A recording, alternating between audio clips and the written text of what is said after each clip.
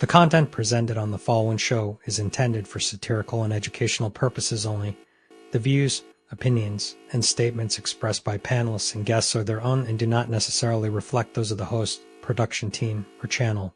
Additionally, any third-party content featured in this program is used in compliance with fair use under United States copyright law, which allows for commentary, criticism, news report, teaching, and research.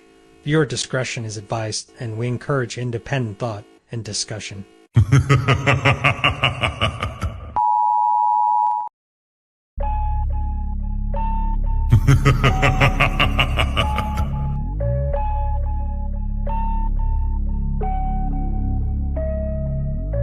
You're having a conversation in bad faith. Did you say women are children? Did you say women are children? No. Do you get every bad bitch the same way, my nigga? No. All right then. So that shit's irrelevant. It's moot. But most men nowadays don't want to be a protector and a provider. Most men don't want to be a leader. So you know that you're here because of your father? Because men determine the sex of the baby? Did you know that? You wasn't putting it down mentally. You don't know how to touch her without touching her. You wasn't putting it down sexually, and you wasn't putting it down financially. So yes. It's not that she's so awesome and intelligent and everybody missed out and you just so happen to walk up on a flower. Yeah, she's lying to you. But these women saw you. When these women saw you, she already wanted you before you even opened your mouth. Like Ali said, you didn't convince her to nothing. There's the male.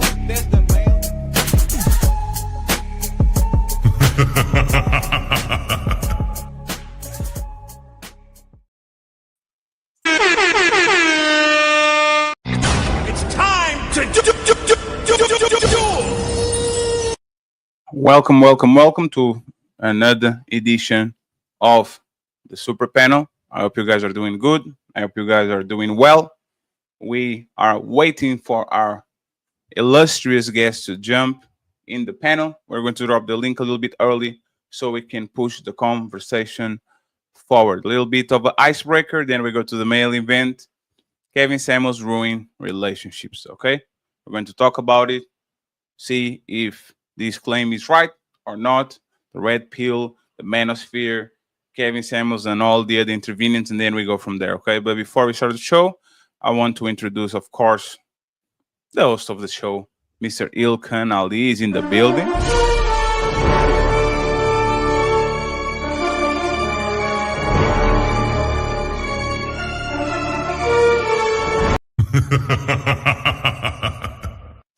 A great friend of the show, always on time, Mr. Damien in the building. What's up, Damien? What's up, bro?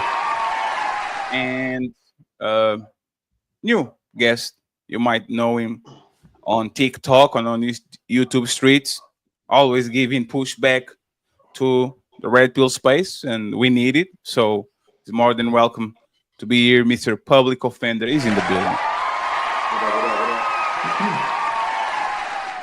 Thank you very much, fellas, for being here. We are waiting for the ladies and a couple of fellas to join too. And we might push the super panel for Friday show for Friday. So friends, just pay attention because we kind of are going to work around our schedule as we usually do. So let's go to the icebreaker real quick. We all know the Pop the Balloon show is a very interesting show. So let's see what happened here. Let's go with this. Check on your ends before you talk about long or short hair, because a lot of girls with long hair be having no hair just because it's long is thin. So yeah, I'm sorry. I can't.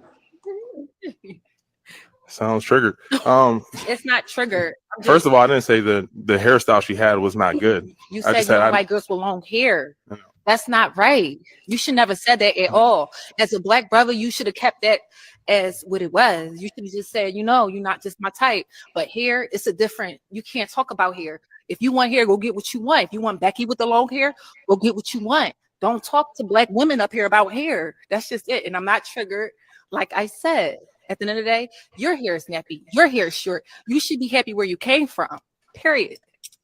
Can I talk or are you going to interrupt me again? I don't want to hear what you have to say. You can say what you want to say, but don't talk about black people here. But so let's hear from him. So again, her hairstyle. There's nothing wrong with it. So it's my preference, right? So if I'm here to date, I'm here to find someone for me. So I'm not dating multiple people. You're not dating multiple people. So my comment to her has no sort of But significance I'm on a you. black woman. If I want to wear my hair like hers one day, what you gonna say? Oh, I don't like your hair. I'm gonna go date Becky up the street. I don't know. Thank you. I'll say this at the end of the day: are you here to find a man, or are you here to be? I'm not here to find you. I'm here to find someone that's gonna accept me, floss and all. And if you can't accept this young lady up Sounds like you're here here, to find the sister code. no, So we can I'm move forward. actually women. We can move We forward. are here, and We there's can a move lot forward. of black women that's lined up in here. So you can't talk about hair. It's not about the length or the texture. Know what you say before you talk to black women. That's it. Thank you. What's going over here? Yeah, please. So, pop the balloon. This man was explaining to the first woman that, like, Arlette asked, is your type and why? And he said she's not my type. Like, it's the woman that you can see. Let me see if I can find it real quick so you actually can have a visual of the lady. And basically says no, she's not my type because her hair is a little bit on the shorter side, right? And it seems like he generated a little bit of commotion. Okay, so I'm going to play this for context too, so everybody kind of understands, and then we go from there. Fair enough. Right. Okay, so we did get some pop balloons. Let's go on over there and see why they ended up popping. We'll start here. Your name and age. Hi, I'm Rebel and I'm 31. And Rebel, why'd you end up popping your balloon? For me, it's not that I'm promiscuous.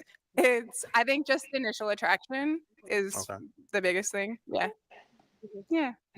And now, is she someone that's your type? Not so much. And why not? I'll say more so like the hair. So more so attracted to longer hair. Yeah. Fair enough. And as soon as he made a comment, all of the women popped the balloon. All of them popped the balloon, right? So shout out to the 100 people watching already. Please like the video. The likes are for free. Mr. Il Canali, what do you have to say about this event?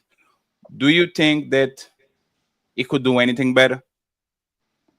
No. I think we've come to a place where when women lay down their expectations, it's their standards, and they have the right to have their standards, and men will respect their standards if that's what they want from a man to expect from their man. But then when a man lays down his expectations, it's turned around to make a man seem like he's sassy or he's toxic. So it's very difficult to ask the man to protect you and to support you and invest in you when the man can't even have any expectations about what his woman can do for him. And then it's fair. If you want a man to invest in you, he should be able to lay down his expectations and what his standards are for you, and you either accept them or not. And you should be able to take it respectfully as well too. You know, sir, I know that's what you want from a sister, but I can't do that for you. I wish you the best. I hope you can find another woman. He shouldn't be disrespected for having expectations and standards, just like a woman shouldn't be disrespected for having expectations and standards as well too. Damien? Yeah, I agree with Ali. It's the funny thing. It was the woman with the long hair who was giving them the most of business. The most. I was like, wait, he wants you. He wants the woman who put in the effort to do something to have longer hair. I think what it is her hair was just unkempt. It wasn't like it was in a particular style that's attractive to men at all. It was just kind of just there, you know. And I think he really saying is, I just want somebody who's going to put in a little bit more effort in their appearance. And, you know, that's more because he look at him, the brother, like you can tell he put a little effort in his appearance. So it was like, I just want somebody who's going to match my effort and try to look fly. And like, you don't care about the aesthetics and stuff like that. But yeah, I think that just showed something that's really toxic, that like a man can't sit there and say, hey, my preference is this, and think that inexclusively, like, she went to the other chick went to the whole, like, oh, it's Becky with the good hair. He was like, no, I want you with the long hair. You know, you got long hair. But obviously she turned it into something totally different, unnecessary. That was just way left base and out of the side. Something he wasn't even thinking about.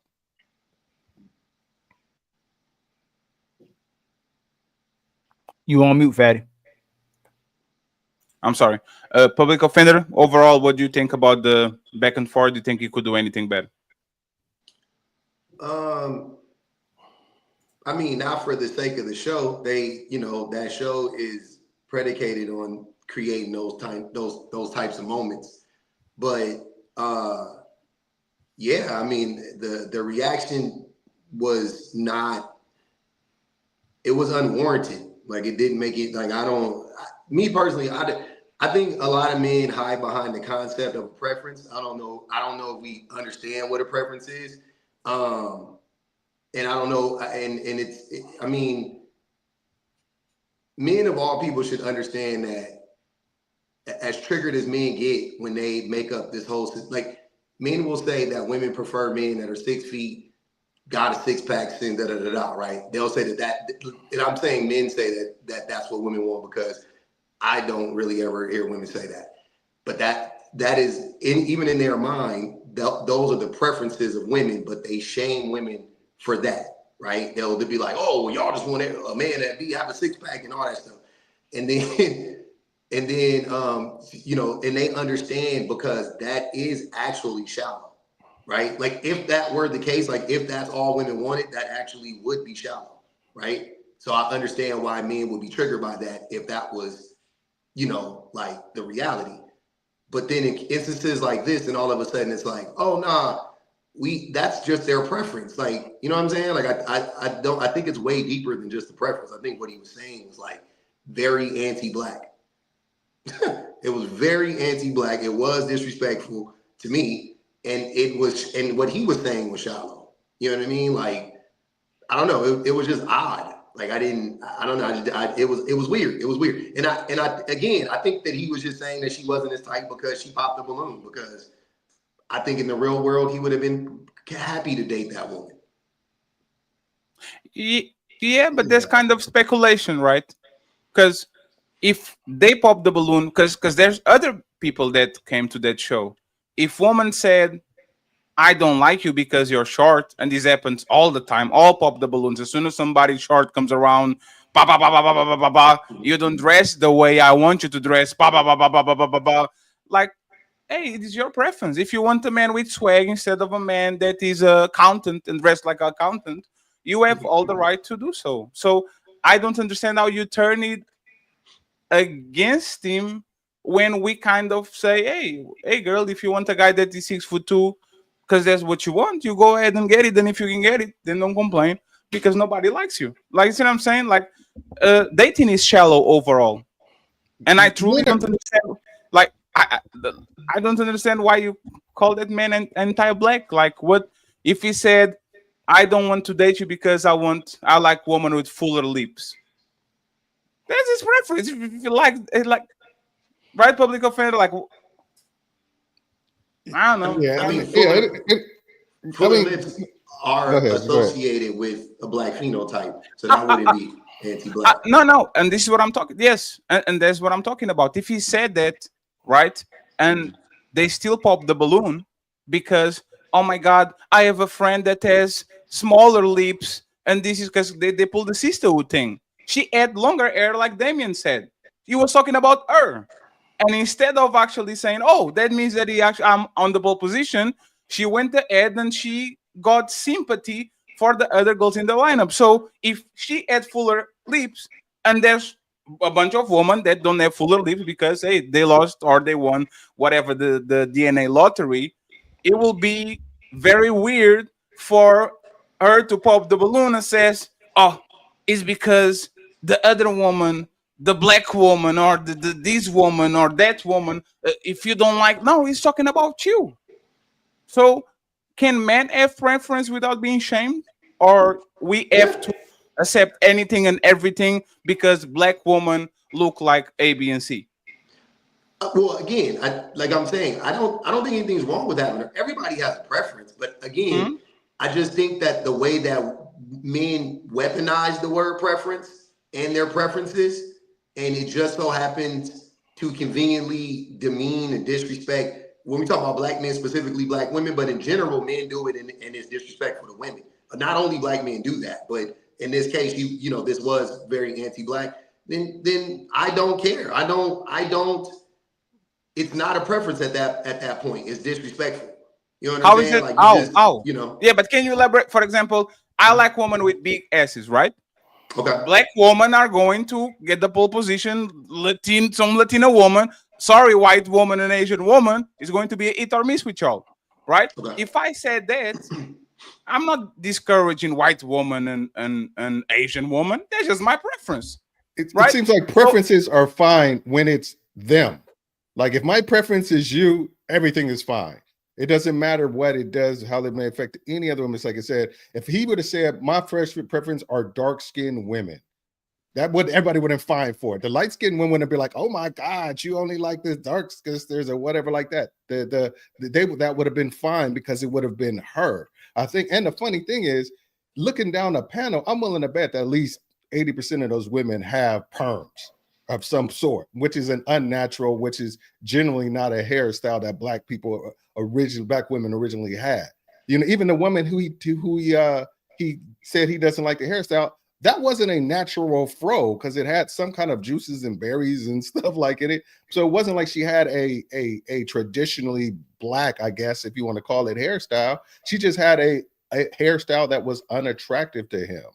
You know, so you can't sit there and say, "Oh, it was a anti-black thing." The thing is like, no, I'm an anti-hairstyle because black women are more than just their hair. He's saying your hairstyle is something that is not attractive because I take care of my hair. I go get my hair cut. I get, whatever done. I want somebody who takes pride in their hair, just like I do. Yeah, I mean, she looked like she took pride in her hair, though. It looked nice to me personally, but again, I just think that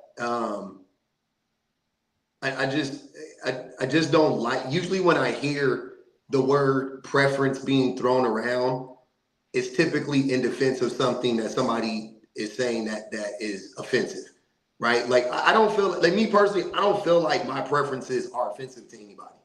But you know what I'm saying? Like I think that if somebody were to be like, I'm married, but if I were single and I was like on one of those things, those dating shows, and I was to get my preferences, I don't feel like my preferences would be offensive to anybody. I don't think it's that hard to have a preference that doesn't offend a whole group of people. You know what I'm saying? Like I don't think that that's hard to do, but somehow, some way, men keep figuring out a way to do that, right? But he was speaking about hair. If a man said, I want my woman in shape," is he anti-fat woman? I want my woman in shape. Yeah. If he's in shape, no, I don't have any problem with that.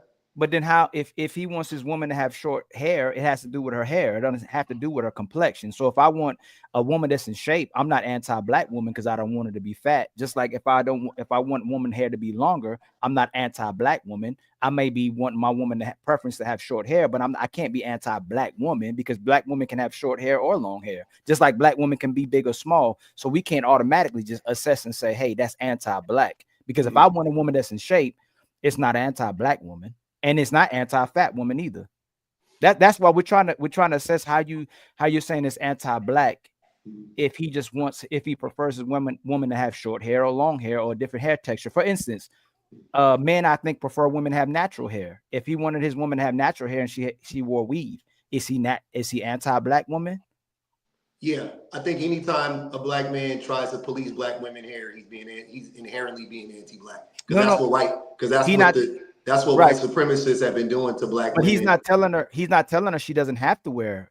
She has to wear her hair natural. He says, I just want a woman who has natural hair. I know. He's not it's the same thing. I mean, we could frame it a different way, but it's essentially from the same place. So I feel like, again, I just feel like conveniently when black men say stuff about black women, about their hair, that I 100% agree with everything that woman said at the end. Like, yeah, just don't comment on black women's hair. Like black women's hair has been a struggle for black women since we've been in America. And yet here we are in 2025 and black men are still saying the same thing that white tea people say about black people. You know what I'm saying? It's just weird. It's like, just let it go, bro. Like let her rock her hair. That's her hair. If you don't, you know what I'm saying? Like for that to be the thing. Like, oh yeah, no, she's not my type because her hair is too short. Like, please, sir. But using your logic, Let me just say something real quick. Using your logic, you could say then women can't comment on black men's wallets because they say, there's been systems in place to keep black men from being as successful as they possibly can. There's all types of prejudices and stuff like that keeps black men. There's black men are incarcerated. Black men get arrested and felonies and misdemeanors on their reps where they can't get jobs. There could be all kinds of reasons. You could use that same logic to say, well, then you can't say if all black men ain't out there making $100,000, you have no right to say anything related to, because there's a system in place by, like you said, by YT who keep black men from achieving in a lot of cases things that they can. So if we're gonna use that logic, the systems or whatever, things that are racist or whatever, we can use that same logic when you try to say, why aren't you making enough money for me? Yeah, I think I would understand that, and I would accept that if that was something that most black women actually do to black men, which that's just not the case. So black women aren't out here generally, right? I don't live on the internet. I mean, I'll be on the internet a lot. It's my job, right? Don't get me wrong, but I don't perpetually live on the internet. I know that in the real world, most black women, white women, whatever women, they're dating men who make around the same amount of money as them, right? They're dating men within the same socioeconomic class. I know that most women aren't out here shaming black men for not making $100,000 a year. So that's not, and black women, whatever that oppression is, right? Whatever you're going to say, like, oh yeah, which is true, because our hair has been, controlled too, right? Like black women's hair has been too, to some degree. But that is not something that is commonly spoken about by black women. Yeah, yes, it is. I don't know if you noticed on that same interaction, she called him. She said, "Your hair is nappy." She actually was the one that said it. She said it with her own mouth. Your hair is nappy. This happens all the time. No. So she was the one that actually criticized his hair, because nappy, like nobody used the word nappy to describe hair on a positive way. She actually was the one that criticizes his hair, and you are being disingenuous and, in my opinion, actually dishonest, because women criticize men's hairline all the time. You are bald. Look at your hairline. You don't even have a lineup. Look at your beard, all patchy and shit. It doesn't connect here and here. Like, women are going to roast you, especially black women, because black women are the best roasters in the planet. If you don't look the part, or if your beard looks kind of way, or your hair looks kind of way, they will call you all type of names, because they are superficial too, just like men. And the fact that you are, for example, saying, "Oh, if I'll ask you, so if I want a fit woman, I am against having a fat woman," and you said, "Oh, if he's in shape, I would understand that." Dating is not symmetrical.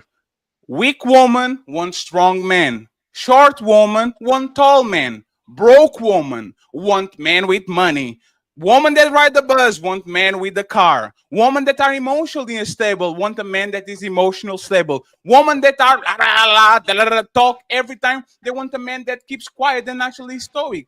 Like, women want things that they don't have on the other side all the time. So if they can't ask for something they are not, we can do the same thing too. If they can have standards, we can have standards too. And the fact that this man can't even say his preference and say, "I don't like your hair," it's not personal, it's just me, so I will go for the woman with the longer hair. And now all of a sudden we are talking about the oppression and the suppression and the microaggression of the transgression. That shit makes no sense. Men have the right to have their standards too.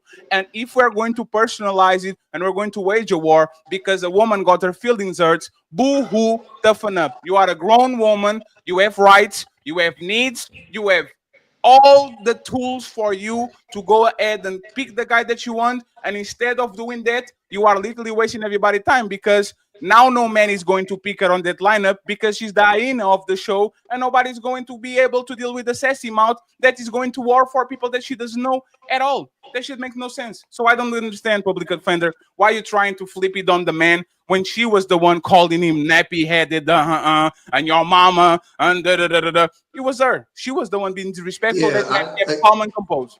Yeah, so that was I think some of that you were projecting on, but like I don't use nappy as a derogatory thing. Like I use nappy because it's nappy. My hair is nappy.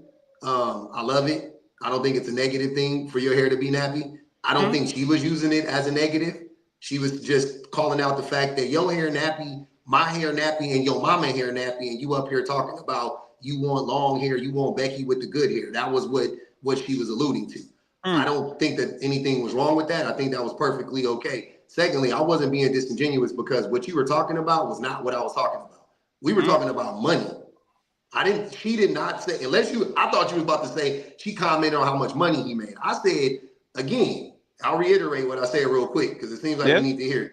I said, Black women and women in general do not, are offline in real life, are not up here worried about talking about or shaming men for not making $100,000 a year. Because most women, Black or otherwise, and if we talk about Black women specifically, Black women are the most likely group of women to be with a man who makes less money than her or no money at all. So of all the women to try to put that jacket on, it wouldn't fit on Black women. Maybe you could put it on another group of women, and again, it wouldn't be able to fit statistically. Scientifically, it wouldn't fit, right? But even if you wanted to put that on if you tried to put that on Black women specifically, that jacket don't fit because Black women don't. Black women are more likely to date a man and marry a man and be with the man and have children with the man who is broke, who has less money than her, who has a lower education than her, so on and so forth. That is scientifically proven. That's why I said that I prefaced what I was saying with, because I know that we're online right now, and I know that we're talking about a clip that is somebody, that happened online, right? And I know a lot of times us in these spaces, some of us are perpetually online, and we think the real world is represented, online, you know what I'm saying, more than it is in the real world. I'm like, in the real world, that's not really the case.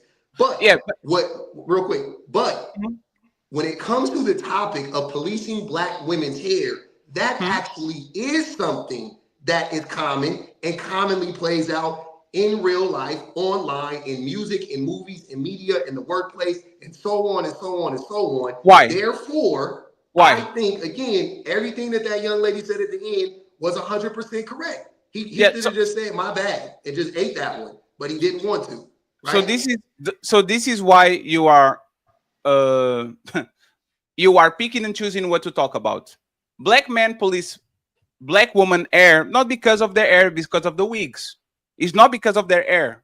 Sorry. It's not because of the texture of their hair. It's not because their hair is not long enough. It's because they are the woman that wear more wigs and weaves. We have the jokes about this is not your hair. This is the Indian woman hair. So Black men are actually incentivizing Black women to rock their own hair. If this man in particular was very specific about the type of hair that he wants, it's very different than what is being said about Black women. It's just about wigs. And then on your stats that you're talking about, that's extremely disingenuous. You know why? Black women are the least married, meaning you are kind of pushing, most Black women are okay with dating men of their social economic status or have nothing from his status. Black women are the least married, and Black women are the most divorced. So even if they get those dudes, they don't keep that dude. If you are a broke man, you might have a kid by a woman, but she's going to leave you if you actually don't get a regular job. These women are leaving regular men in mess. So you kind of preaching the loyalty shit and saying, but because Black women are more every man can get a woman, it's difficult to keep a woman. These women can get kids by this man, can get married by this man, but they are in mess divorcing each other because they are not satisfied with the Black man that they have in front of them. So once again, you are picking and choosing and mumbling and jumbling the stats because these women are not loving the regular man just because they are leaving the regular man in mess. And the numbers actually show because either they don't get married with them or they divorce him quick. But you know what they're doing? They fucking them in a mass proportion. They're having kids by them on a mass proportion. So that has nothing to do with you loving a woman, because keeping a person is actually what shows that you love them, not getting a woman, not getting kids by them. Future Nick Cannon, Cam Newton, women are not saying, oh my God, you love them so much because he had kids by them. Is he keeping them or not? And that's actually what shows if somebody loves you or not. I think give me just 1 second, public offender. After he goes, everybody gets around, and then we go to the main event. Okay. All right. But yeah, again, I think that might have been a little projection because nothing you said was relevant to what I was saying. But I will address it real quick since we're on the topic. Again, Black women being in relationships with Black men, the men who are most likely to not be able to provide, right? And also let's just say that most men of any demographic, right, of men, right, that most men, white men, Asian men, whatever, Latino men, whatever, men are abusive in general, right? Most men are most relationships, the man ends up abusing the woman at some point. Can you prove it? No. Can you prove it? Can you prove that? Yeah, I can. If you want, I mean, if you. I'm going to give you time, but like when you say most men abuse women, can you at least describe it? I don't want you to give me a study. Describe what abuse means by what you're saying. I mean, there's tons of abuse, but one of them would be cheating, which it's reported about 50% of men cheat, not married men, but just men in general. And women too. Men cheat, or have cheated. No, public offender. Can we go one by one? Can we go one by one? I'm literally going one by one. I want to tackle the woman. The recent stats show that women and men cheat in equal proportion or very close to it. No, they don't. Yeah. That's just, I mean, you got, this is what I'm saying. I literally like do this for a living. And we too. And we do. Congratulations. We do, sir. Same thing. We do. Hold on, brother. You literally just went on a long tangent. No. I'm saying that we do too. This. Do you have 5 content creators right now on the panel with you? Before. I don't know your pedigree. I don't know what you guys do, to be honest. And I don't know your pedigree either. So we good. I mean, okay, that's weird. Right? But okay. So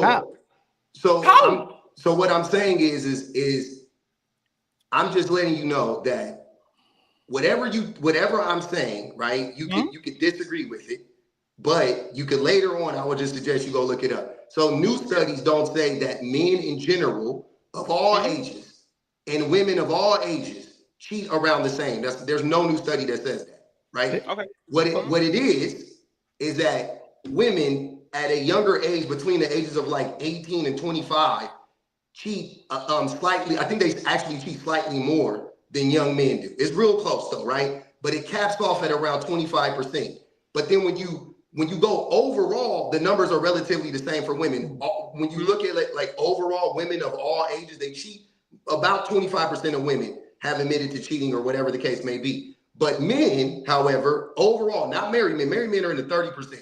But overall men not in marriages, around 50% of men cheat. So half of men cheat, and cheating is abusive, first and foremost. So that's one form of abuse. Then we don't, most, if you go look up the IPV rates, right, interpersonal violence rates, I mean, 30-40% of women have admitted to being, abused in that way, physically, verbally, whatever the case may be. Then you add to that, and all these have crossover too, right? So it's not like saying like they're all. But Ali, let him go. Because can we walk it down slowly? No. Let's assume that you are right. Okay. I was about to say marriage is 20%. This is right. 1 second. Who cheats more? Men. About 20% of married men cheat. Women 13. About 13% of women cheat. Right. And you are right. Your study is right. Among young adults under 30, the cheating rate shrinks dramatically. Some studies show that women may cheat slightly more than men. How is 20%? How is 20% of? How is this married men? How is this most men? No. 1 second. Brother. And this is why I suggest y'all don't do this in real time, because I've actually studied this. I don't do cursory Google searches No, that's and look fine. at AI responses. That's what I'm saying. And I'm there's no shade, no tea. No, it's fine. It's fine. Just listen to what I'm saying. What you want to argue about what I'm saying, but in real time, you just prove what I said to be true. I just stated that, and you want to. No, but what are you? Well, it's 20%. No, it's 13, no, but what are you? But what are you my point use was, public brother, offender? Hold on, Fatty. I'll go ahead. My point was, and my point is, A, men cheat more than women, and B, I already said I'm not talking about married couples specifically, because most people, especially black people, we're not married, right? So we would have, now we're just talking about people in relationships. And if you look up those studies, 50% of men reported cheating, whereas around 25% of women reported cheating. Again, so there's no need, if you want to look at it at a It's 23. So single men is 23%. Single women is 19. Not public offender. To be honest, right? You said hold on, real quick. You said we don't know you and you don't know us, right? At least we're showing you where we pulling it from. Where are you pulling your information to say that you are more research, brother? That's all. What's the credibility? This is what I'm saying. We are on a live, and this is why I don't. No, hey, we are literally live right now. Public, I don't. Are you gonna let me finish? Let him finish. Ali, it's because I don't want you to show me papers. No, public offender. I promise you I can go. I can be with my family. Offender. I agree with you. I don't want public offender. I agree. Hold on. I just want to ask you a question, brother. Are you going to let me finish? No, I want you to interrupt me. If you're going to interrupt me, I can just leave. It's not that serious for me. No, I want you to stay. Okay, then let me finish what I'm saying then. But I don't want from you. Okay? So you asked me a question. I'm in the middle of giving you the response and you're interrupting me to nitpick. That's what I'm saying. So again, you asked me, how do men cheat? And I'm telling, or how do men abuse? Cheating is one. Physical violence is another. Gaslighting, narcissistic abuse, lying, these financial abuse. All these things men do disproportionately more than women. As a collective, when you put everything together, a man has done or does one, if not multiple things in these categories. So that's what most men end up being abusive to most women at some point in time. That's just the reality. Like there's really not much of a debate there. Wait, I have a question. One second, please, Jada. You literally switched the definition and we actually caught you. You said what? Once you said they will do one of these things in a particular time. What? Right? You said it. That's what you said. You said I didn't say that. That's stupid. That so when so to clarify, you didn't say abuse, narcissism, gaslighting, financial abuse, beating. These men will do one of these things in a particular time, or they experience these things. They actually did these things in a particular time. Isn't that what you said? What? Reframe it, please, so we can have. I don't want to go to the tape. At some point in time, okay. If you're a man and you're in a relationship with a woman, because not all of those things happen all the time in every relationship. That's perfect, right? I agree. All you have to do is hit a woman one time, and you've hit a woman one time. You I may never agree. hit her again. You may never hit another woman again. But if you hit that woman one time, that's all it took. That's my point. If you cheated on one woman one time, that's all it took. That's what I'm saying. So what are you not understanding? And I just want to have. And if 80% of men have done this to 80% of women, then it's safe to say that 80% of men are abusive. Like, That's what fair. Do you mean? I agree, You think Jada. that a woman isn't Jada, 1 second, Jada. I couldn't hear what you were saying. I promise you, just 1 second. Do women do one of these things at some point of time in their life to men? The woman at some point of let me just finish, because I will elaborate. And so here goes the what about ism that I don't care please. about. 1 second, please. 1 second. We talking about me and you want to talk about women. No, I'm listening. I'm listening to your words and I'm throwing it back at you. Okay? No, you're not. I agree with you. I know. No, sir. I agree with you. At some point of time, a man will cheat on a woman, will gaslight her, will be a narcissist toward her, he puts his hands on her, all of that. Is it fair to say that if you get a woman and you ask her at some point of time in your life, did you abuse your partner by being a narcissist, a gaslighter, lying, cheating, abusing, using his money, using men for resources, all of these? Is that fair to say that Most women would say no because most women don't do that. No, I'm asking. Most women would say no. So you don't think that most women do that, right? You've never happened to. The funniest thing is the men that ask these questions. When you ask them, has it ever happened to them? They would say no. Like it never. Absolutely happened to me. Absolutely, all men will say that. But here's what I'm telling you. It's never happened to me before though. And I'm like, so a woman never lied to you. But if you ask a woman, if you just ask the average woman, like, has a man ever done any of this stuff to you? Every woman you come in contact with gonna be like, yes. A woman never lied to you? Yeah. If there's only 1, 2, 3, there's 5 men up here. I'm 1/5 of the men up here. No, a woman never lied to you. You never was lied by a woman. Hold on, everybody. Hold on, y'all. I was with another woman. Hold on, public offender. Hold on. The thing that you're doing that we can't do is that you're saying what women are saying is credibility. But if a man says the opposite, then what is making them say he's wrong? Like you're not. Hold on, real quick. The data. Hold on, real quick. But you're not. You're asking me the question. No. But can I land real quick? Can I lying when they say the women do it to the same rate that the women. I'm asking you to. You're not, my brother. There's no sources you have provided. They're saying that 80%. I'm not, sir. Again. You're not. Do you see how you? Now you're asking. I'm not about to do a TED talk for you. No, I'm not doing it. No. I'm not doing it. You can either take what I'm saying at face value right now and then do the research later. Or you can argue it and try to Google stuff in real time. You're not being fair. Hold on, Dame. Hold on. You can't do this. What? Hold on, public offender. When you look at women relationships, when you see the DV, we'll go to men first, men and women. Men and women initiate DV on each other almost the same amount. No, they don't. That's a lie. Can I finish, please? I'll look it up. No, can I finish, brother? Now you said, how can you? I'll look it up all the time. Go ahead. Brother, do you feel like you're becoming disingenuous because you said you can look it up? That means you can provide the information. Now you're saying you can provide information that I'm lying about. But let me finish. When you look at the men who don't hit back, women initiate 70% of the DV when the man doesn't hit back. When you look at lesbian relationships, it's even worse. They have a higher divorce rate. They're more abusive to each other. Most of the time. They are, my brother. That you can look it up. I know that study. I can tell you right now, you're wrong about it. I've read it so many times. I know it like the back of my hand. The rate of violence and abuse that lesbian women suffer.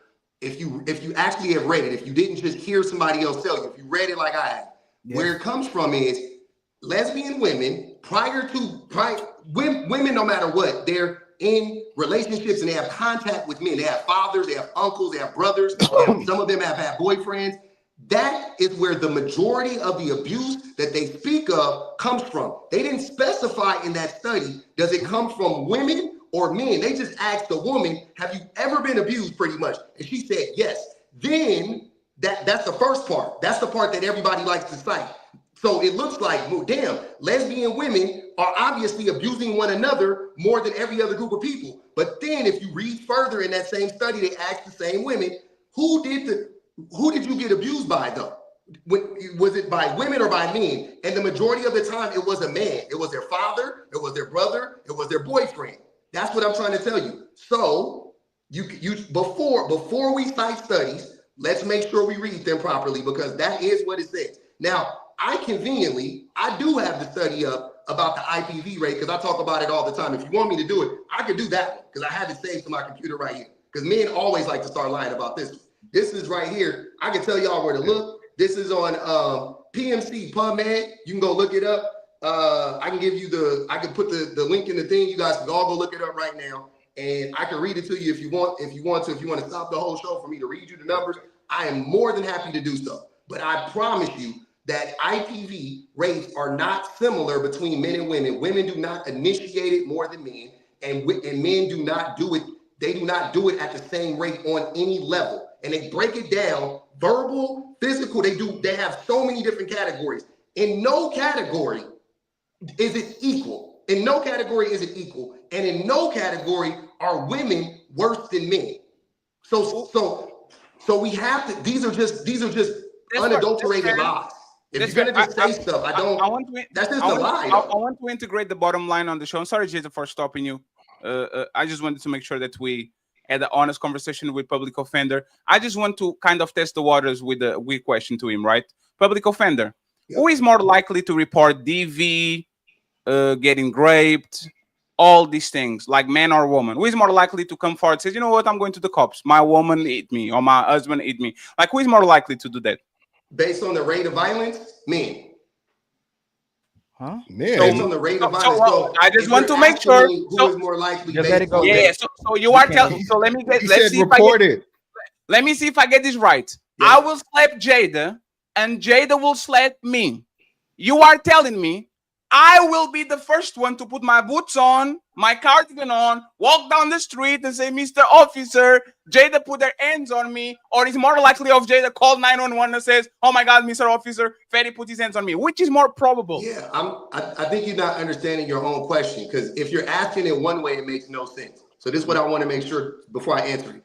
Yes. Are we going off of the overall number of incidents reported, or are we going off of the overall number of incidents reported versus the actual amount of incidents that happen? You don't have that number. If it's not reported, you don't know the actual amount. Exactly. All right. Thank you, Dave. I'm so glad Dave said. Hold on. And that's my point.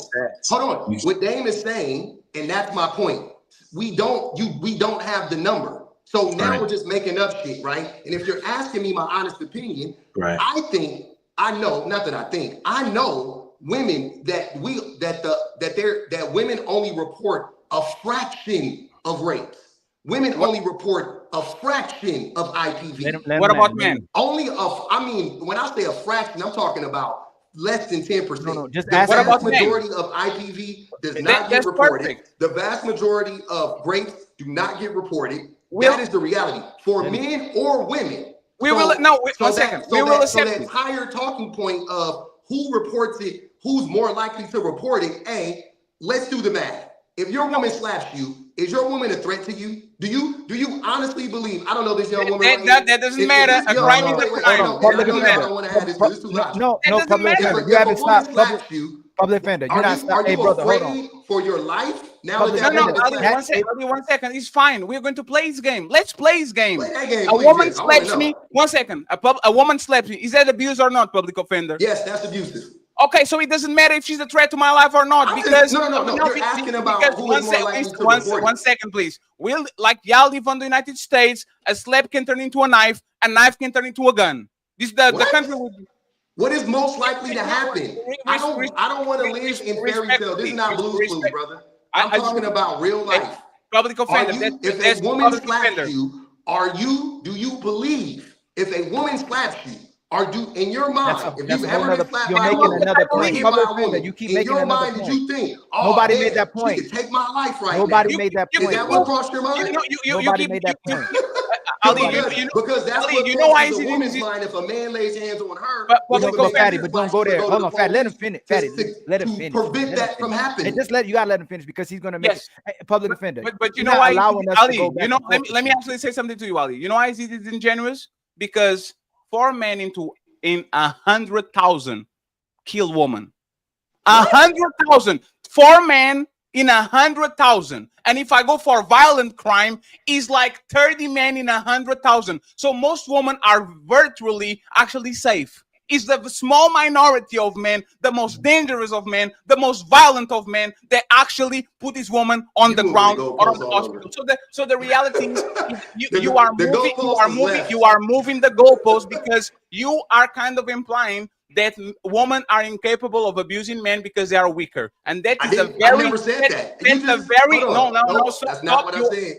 What you're doing is you are actually putting something very dangerous out there. You can stop the cap right now because that's not what I'm doing. And that's why you keep talking. Didn't you ask me to let you finish? Didn't you ask me to let you finish? You know, if I start talking, I'm gonna fry you, right? Didn't you ask me to let you finish?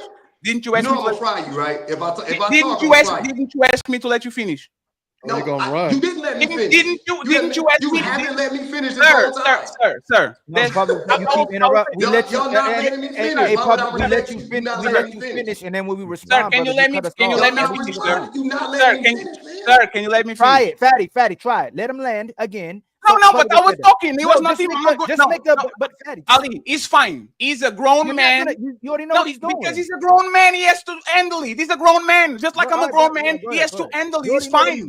You already know what he's doing. Well, neither one of y'all really acting like grown men. So let's not say that, humble dad. What I'm saying. We acting like grown men. This is a grown man fight. Grown men be emotional. ISO. Men are so emotional. Hey, 1 second.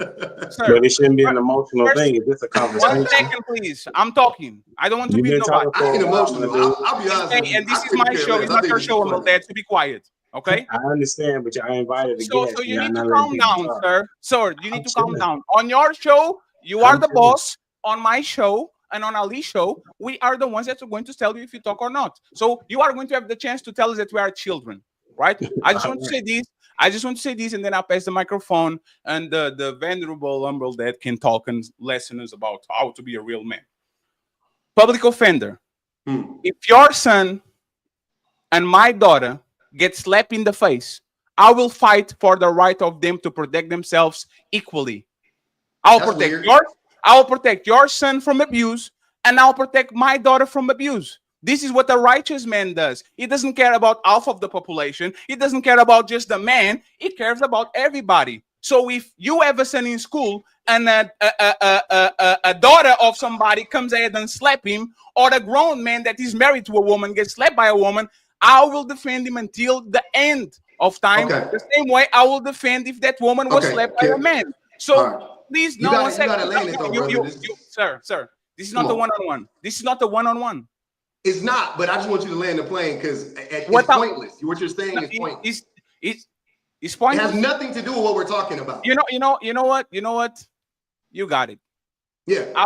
No. You know what? I will concede. If what I'm saying is pointless, we don't have to go on the back and forth. Okay. Let's introduce the rest of the panel. You don't even believe that. You don't even believe what you're saying. I don't. Because if you believe in, look, the problem with what you're describing is you're describing equality, right? Equality is a noble quest. Yes. In theory, right? Equality is a noble quest. I'm with you. But there is no equality without equity. And do you know the difference between equity and equality? That made you mad? What does Dad have to say? What does that mean? They're not. Equity and equality are not the same. Because you're talking equality. So you're talking equal rights and less, right? Meaning if a woman hits a man, he should have just as much right to defend himself against that woman as if it's vice versa. No, that is hold on, brother. That is equality. That is equality.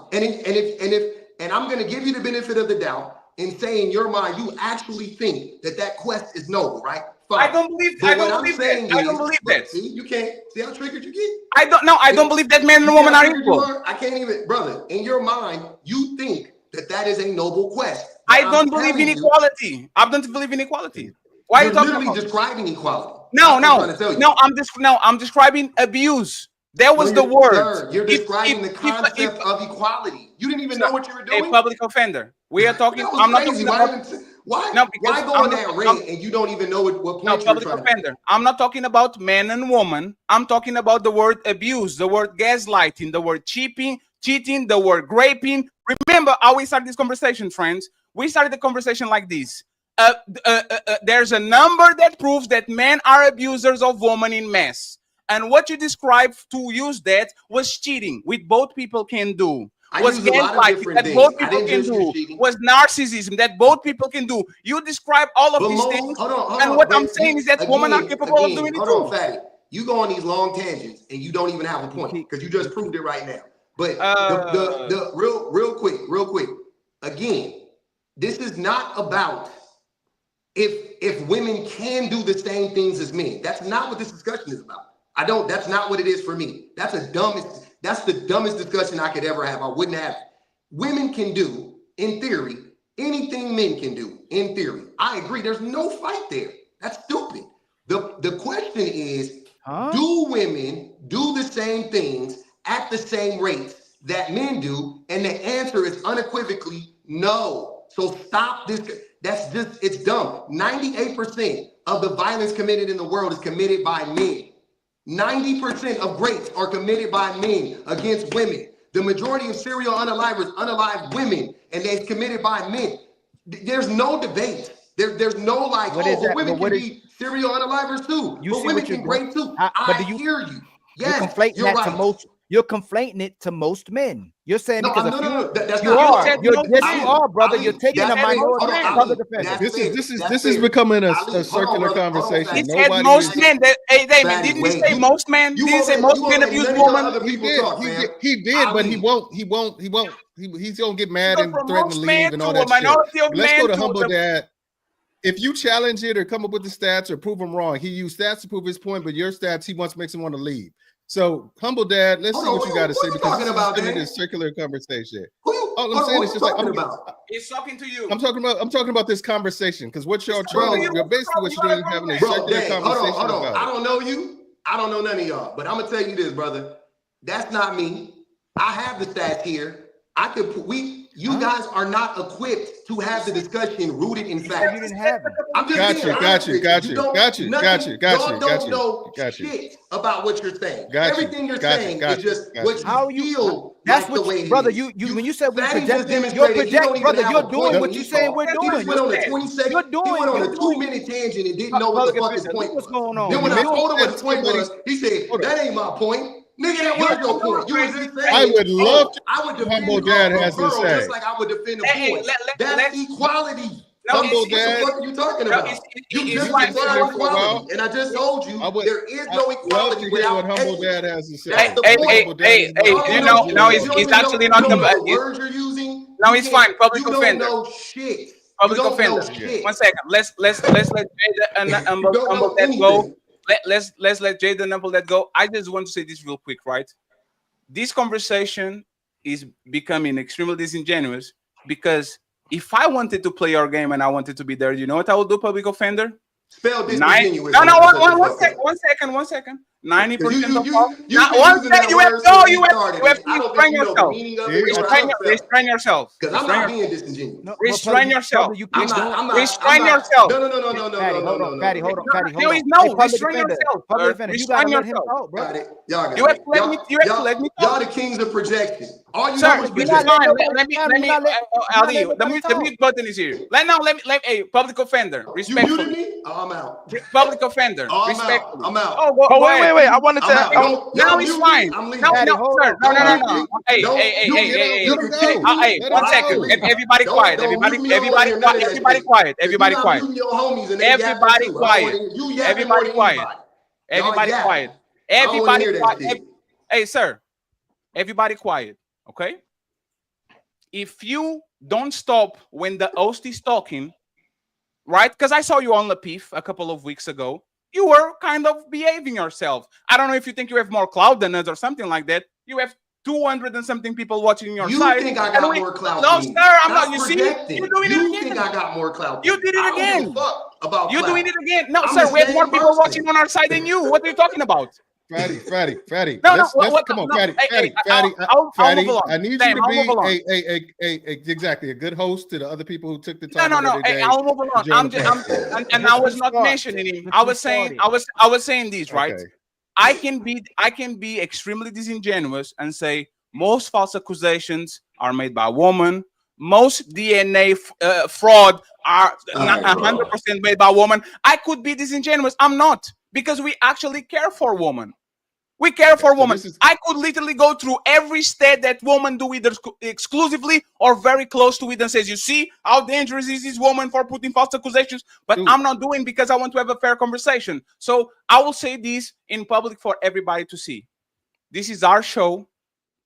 If the show has to be dropped and canceled right now because one motherfucker thinks he can overtalk the host and all that shit, I'll do it right now. Don't fuck with me. Okay? I don't fuck with y'all on your shows. I go to your shows. I shut the fuck up when you told me to shut the fuck up. If y'all keep playing with us, we're going to end the show right now. That's all I'm saying. Because we don't need this manufacture back and forth so we can have views and build. We can go right back to our life. So don't do that shit to us. We don't do that shit to you. That's all we have to say. Damien, Jada, and Humble Dad about the topic. You guys can go ahead. There you go. I don't really know what the question was, so Jada, go ahead. Because I know we were talking about the lady responding to about the hair and then the transition, but you know. I appreciate y'all for having me. I didn't see that coming. Jada, you go ahead and I'll follow up. I was just gonna say it's interesting. I got off of a coaching call talking to a couple, and the woman hits her man. So, and it's not reported. Like, men don't typically report when they are abused, emotionally abused, deal with narcissistic abuse. Women are diagnosed with BPD, which is really just emotional, like outbursts and everything, twice more than men. Men just don't report it because it's seen as like not masculine for them to go call the cops on their woman, and typically they want to protect their woman. So even if she's being physical and drew blood and everything, he doesn't want her sitting in prison. You know, it's actually funny how there's some cases where men will go pick up their woman from jail after she beat him up because he doesn't want her sitting in jail. So I just think because the men are protectors of women, that's why they're not, you know, calling abuse, you know. So there's that. And then I was going to state that these violent men, and if I'm wrong, I mean, if you guys want to look up this statistic, if I'm wrong, but aren't most violent men coming from single mother households? You know, the predators. I mean, you can look it up. I don't know. Like, that's just what my research showed that. And so that means that they're learning these behaviors from women. I mean, but the men that are coming from single father households or two parent households typically have better emotional control. I don't know why you're laughing. I mean, it's true. I don't understand. It's true. And I'm a woman, and I've understood that women do face some abuse and narcissistic abuse, but that doesn't take away the fact that men equally or more experience it too. Yeah. What about you, Humble Dad? I want to make sure everybody get in for it. All right. So we go Humble Dad, my brother Damien, then Boogie, and then my brother Dark Lake, and then right back to my brother Public Offender. So the question is about DV. Is that domestic violence? Is that the question that we transition to? It's just it's speaking on the topic. So it started from saying that the fact that the brother asked for the sister, he said, I like my sister's hair longer. He didn't like the shorter hair. Our brother Public Offender said that was anti-black. But then I asked him, if the man said he wanted his woman in shape, would that be anti-black woman? He said no. If you want and would it be anti-fat woman or black woman? He said no as well too. So we needed him to substantiate how saying he didn't want the woman with the shorter hair, that when his type became anti-black woman, especially when men and women both have expectations and standards. And then it went to, we started talking about the abuse, and our brother said that we asked him, Fatty asked him who reports it more, man or woman, when they're being abused. He said men do, based on the numbers. And we still said that the women will report it. Most men, it will go unreported from the men. So what do you see more so, that the brothers being abusive towards the sisters, or do you see it as the sisters being abusive towards the brothers, if that's what you want to tackle? Or do you want to tackle the aspect of if a man says he wants his woman's hair natural versus her having weave, who's actually anti-black as well? Because we got to that part as well too. It was saying that that black women have their struggles with their hair, but I would think that a brother who likes a woman's natural hair is more pro-woman than a man who would advocate for her to wear unnatural hair. Okay, cool, got it. So as it relates to hair, I mean, everybody has their preference. I wouldn't say that it would be anti-black. It just, this is your preference, that you prefer a woman that has longer hair or shorter hair, just like a woman prefers a guy with a beard or no beard. Like it's not a difference in that. I don't want to take away from your. There's no way that mic sound like the way you sounding right now. It sound like you in your room, and then no way that mic sound like that. I was just going to tell you. So the audio.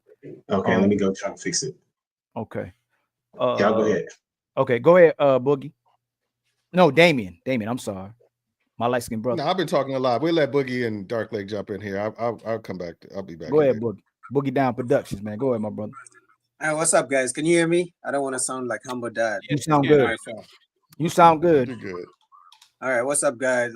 What's up, everyone on the panel? Hi, lady. Is that I can't see her name. Anyway, you know, I started watching before I came on, and there's one thing that really broke my heart about what Public Defender was saying, is the fact that he doesn't understand there's so many men who suffer in silence. You know, there are men who get slapped every single day in their houses, but they can't speak up. There are men who are sitting in jail because of false accusations. You know, and he gave the stat that, you know, most violent crimes are committed by men, but he didn't give the stat of how many men actually commit those crimes. You know, so it's really, and then when we talk about the hair, men like natural hair, things like that, it's like, it's another example of men really can't have preferences about what they like. You know, but when a woman has a preference, like go queen, do your thing, strength, you're independent, you can, you know, you will get what you want. It's like men can't even have preferences. They can't even say a single thing. And that's why most guys these days don't say anything. Because even a man saying I want a woman in shape will get you in trouble. You will get canceled. It's just crazy. Just recently, Kid Sweat was talking about how many women don't cook and clean, and he got attacked by women. So most people who want to make money, and shout out to Public Defender, because clearly he sounds like Derek Jackson, and that makes money. So for me, for all the men out there who want to really become rich, speak like Derek Jackson, speak like a Public Defender. You're gonna get rich, because when there's a saying, I think most of you, I think some of you guys have heard the saying that if you lie, women buy. So if you want to make money, if you want to get rich, really just speak like Public Defender. But it really hurts my soul that there's so many guys who go back home, emotional abuse, you know, financial abuse. When we talk about abuse, the first thing that we think about is women.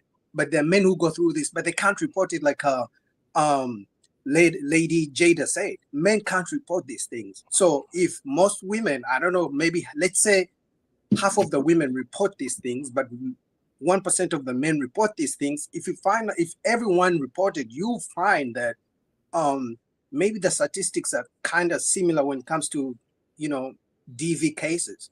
So it really hurts my soul to watch a man who seems like a good guy, but, you know, I don't know what agenda he has.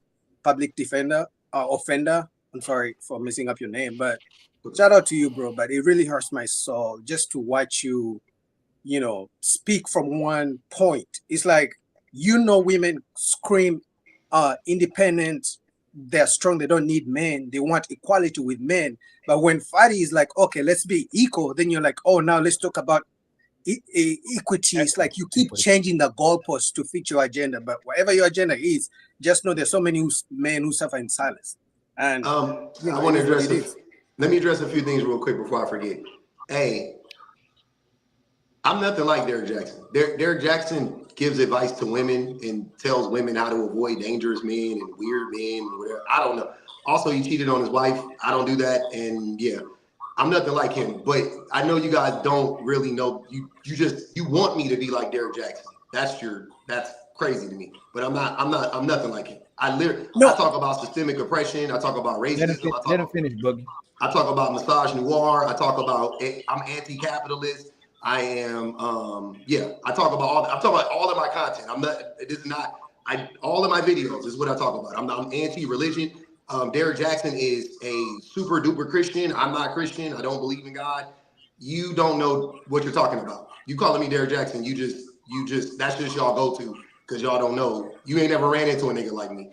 But secondly, men suffer in silence because other men make it hard for men to speak up about the stuff they're going through. Women don't make it hard. Women want men to be vulnerable, first and foremost. Women are asking, imploring men to be more vulnerable and open.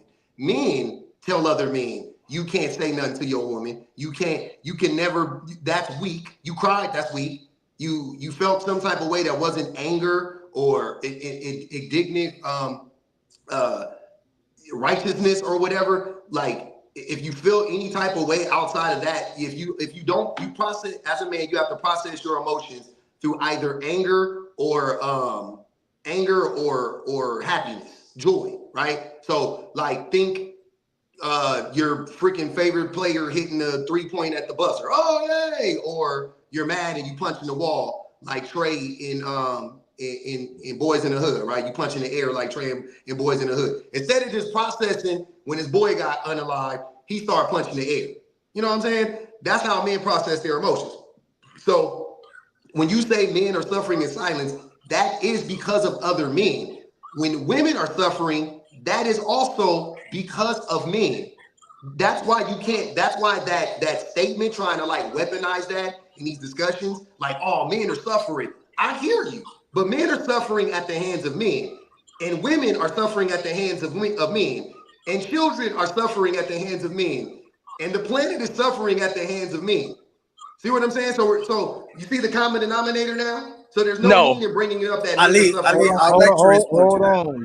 Let him land, please. If men are suffering in silence, all men have to do is speak up. Because people listen to men when men speak, people listen. Women listen they have to listen, even if they don't want to. Women have to listen to men. Unfortunately, the same way black people have to listen to white people when they speak, women have to listen to men.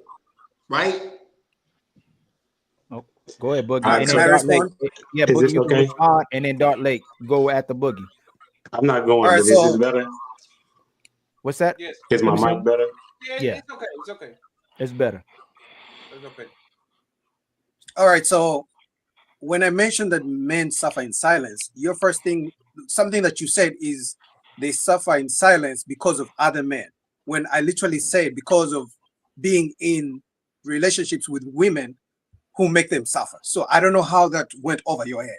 I can't understand for it. But when I talked about Derek Jackson, it's like, okay, the only difference between you and Derek Jackson is maybe you don't give advice to women directly, but speaking up against men, even in situations that you know happen, is really kind of like Derek Jackson. The only difference is between maybe you sell an electric car, he sells a car that uses gas.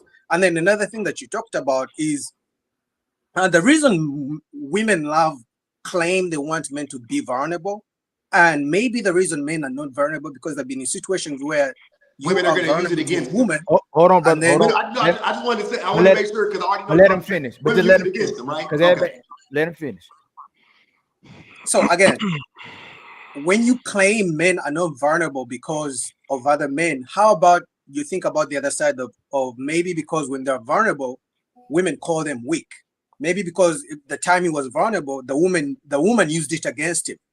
Maybe if a woman abuses me, if I call the police, chances are I'm going to go in cuffs first, and then they figure out what's going to happen later or what happened.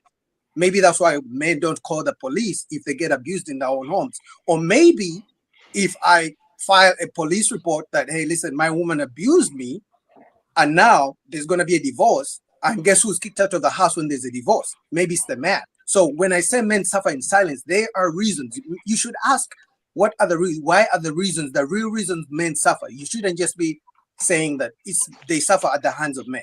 So, but it's just astonishing that you can't even think about those few simple things. Because those things are lies. I don't think of lies. I'm a man. Like, the craziest thing is men trying to educate me on what men go through as if I'm not a fully freaking grown man. I'm a 43-year-old man. I know what men go through, generally speaking. Not what every man is going through. I know generally the experience of men. You cannot lie to me. That's why it's so tough. That's why a man like me in these spaces, I disrupt the whole. I just one man. It's only like four men out here that ain't on the same type of time that y'all on, right? We disrupt the whole thing. We become public enemy number one simply because you can't look me in my eye and try to lie to me and tell me like, oh, you just don't understand what men go through. Really?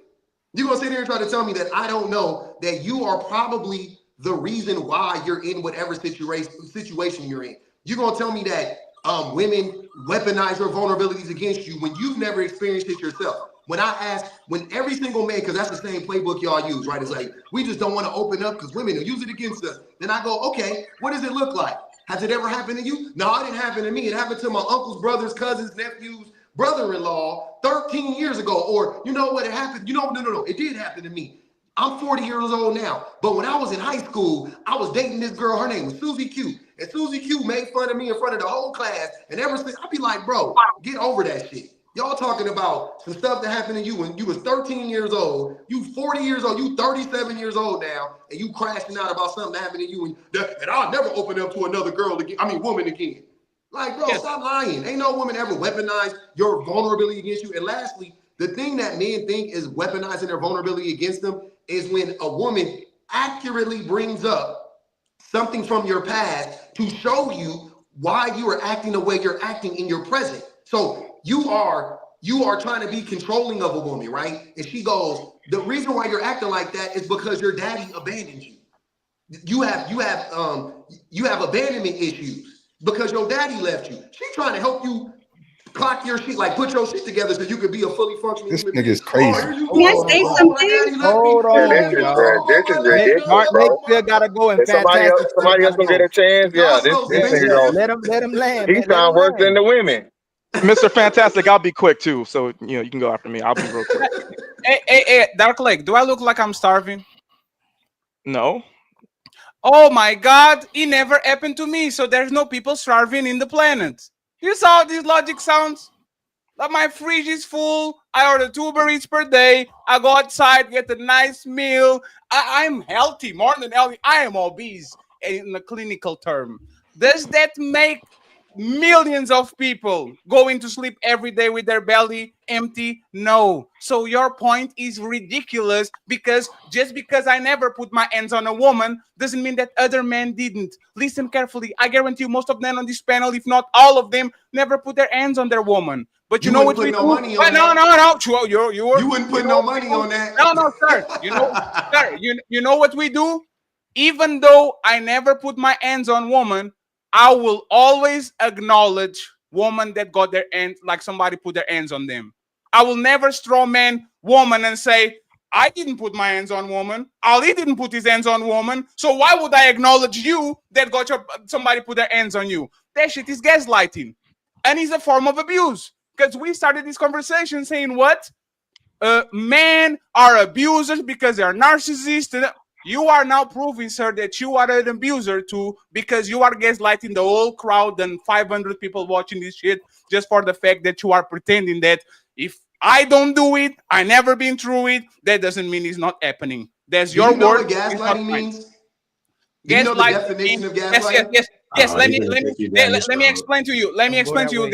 Gaslighting is making the victim think they are crazy. It's flipping on them and pretending that, oh my God, this is your fault. I didn't do nothing. If I have a problem with my wife, and it's a real problem because she's not doing her job, and I go to her and she says, oh, Fatty, you have abandonment issues. This is why your daddy never told he was proud of you.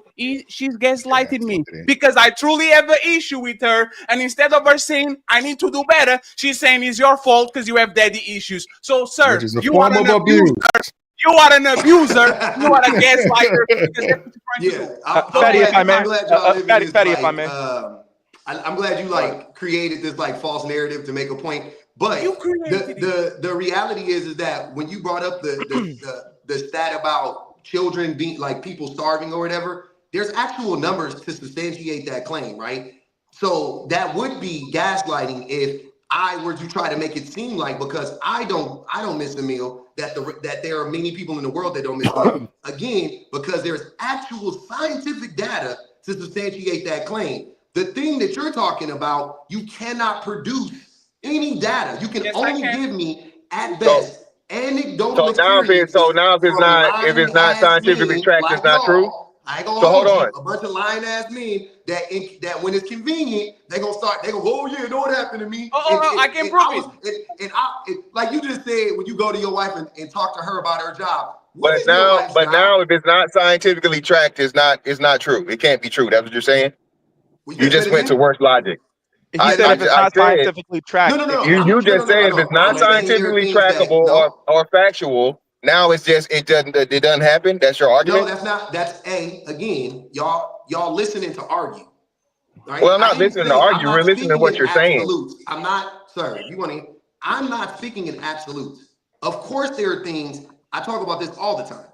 There are things that we we're on the same page there. So are we saying we're on the same page? We are. No, we are. I agree with your premise. I'm not arguing with you. That is not absolute. So I'll change my premise. So I'll change my verbiage. So let me change my verbiage. So what you're saying is, if it's not scientifically tracked, it can't be trusted, or it's just again. It's you speculative. can listen to what I'm saying, and you won't have to ask me a question because I can explain it to you. So what I'm saying is that there are things that there is science to support it, and it may not be in the way I had to explain to people all the time. I don't look for like a silver, a magical bullet, right? Where it's like, it says right here that every man, you know, whatever. Like for an example, when we talk about narcissism, the majority of people who are diagnosed with narcissism are men, right?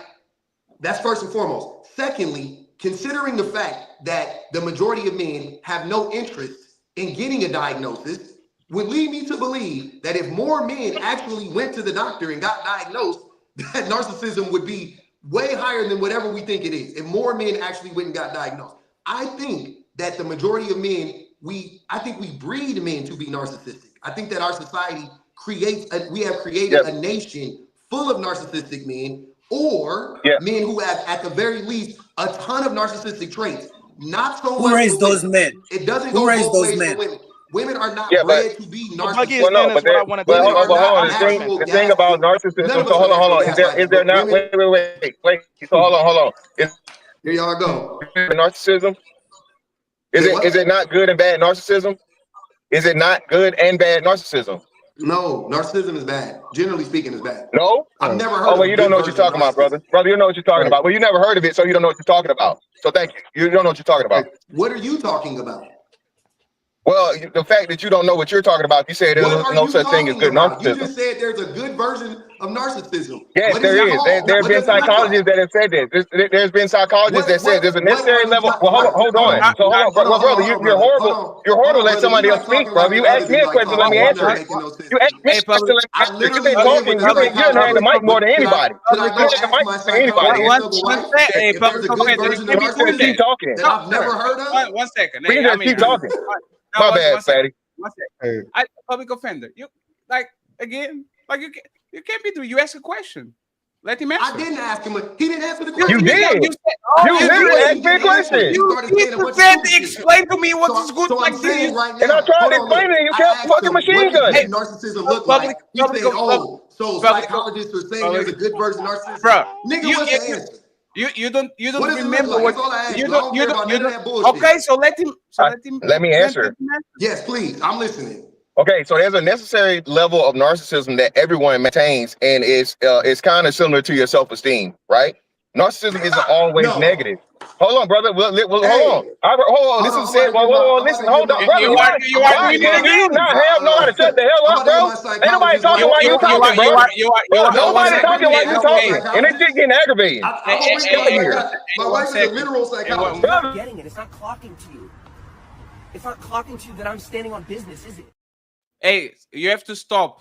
A public offender. Nah, I ain't gotta stop. No, a public offender. You say shit that triggers us all the time. Every word that you say. No, listen. Every word that you say triggers. You know what we say? Hey, let me finish. You say, hey, fellas, let the man finish. Ali actually did the concerned effort of saying, hey, we're going to let him finish to see if he stops. Ali is actually trying to put the effort on it, right? And now, every time we say something that triggers you, you jump on the conversation. I'm not triggered. So if you're not triggered, let him finish. Then I think prove it. I think what's happening is you think that prove it.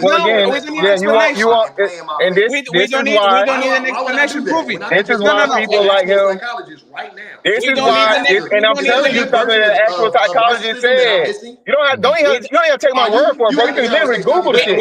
You can literally Google it. You can literally Google it. This was said by a psychologist, bro. We don't need an explanation. And what you're doing is extremely disrespectful. Is that every time we get into this bottleneck, you stand up and you go get some drinks. Go get your wife. Go get your psychologist. Yeah. We give him what he wants. One second, please, Fantastic. If this man know what he's talking about, he will actually know that women are very attracted to dark trait, triad traits, yes. Psychopathy, which is narcissism, and which is Machiavellism. Why do you need the level of narcissism? Because you are going to put your family and yourself first. You're going to climb on that motherfucking corporate job. You are going to step on everybody that you need to do, and you have no remorse about it because your wife and your kids are actually more important. You are going to kill the invaders without feeling guilty because that's your job for you need to do for actually protect that woman. You can Damn, be Fatty. altruistic and all that shit. This is Fatty, easy. are you a psychologist? Hold on, Fatty. Are you a fucking Portuguese psychologist? Hold on, Fatty. Wait, Fatty. Are you a Portuguese psychologist, brother? This makes no sense. I don't get it. Why you Is that what the fuck are we talking about here? That's what I'm saying. This is what those type of dudes do.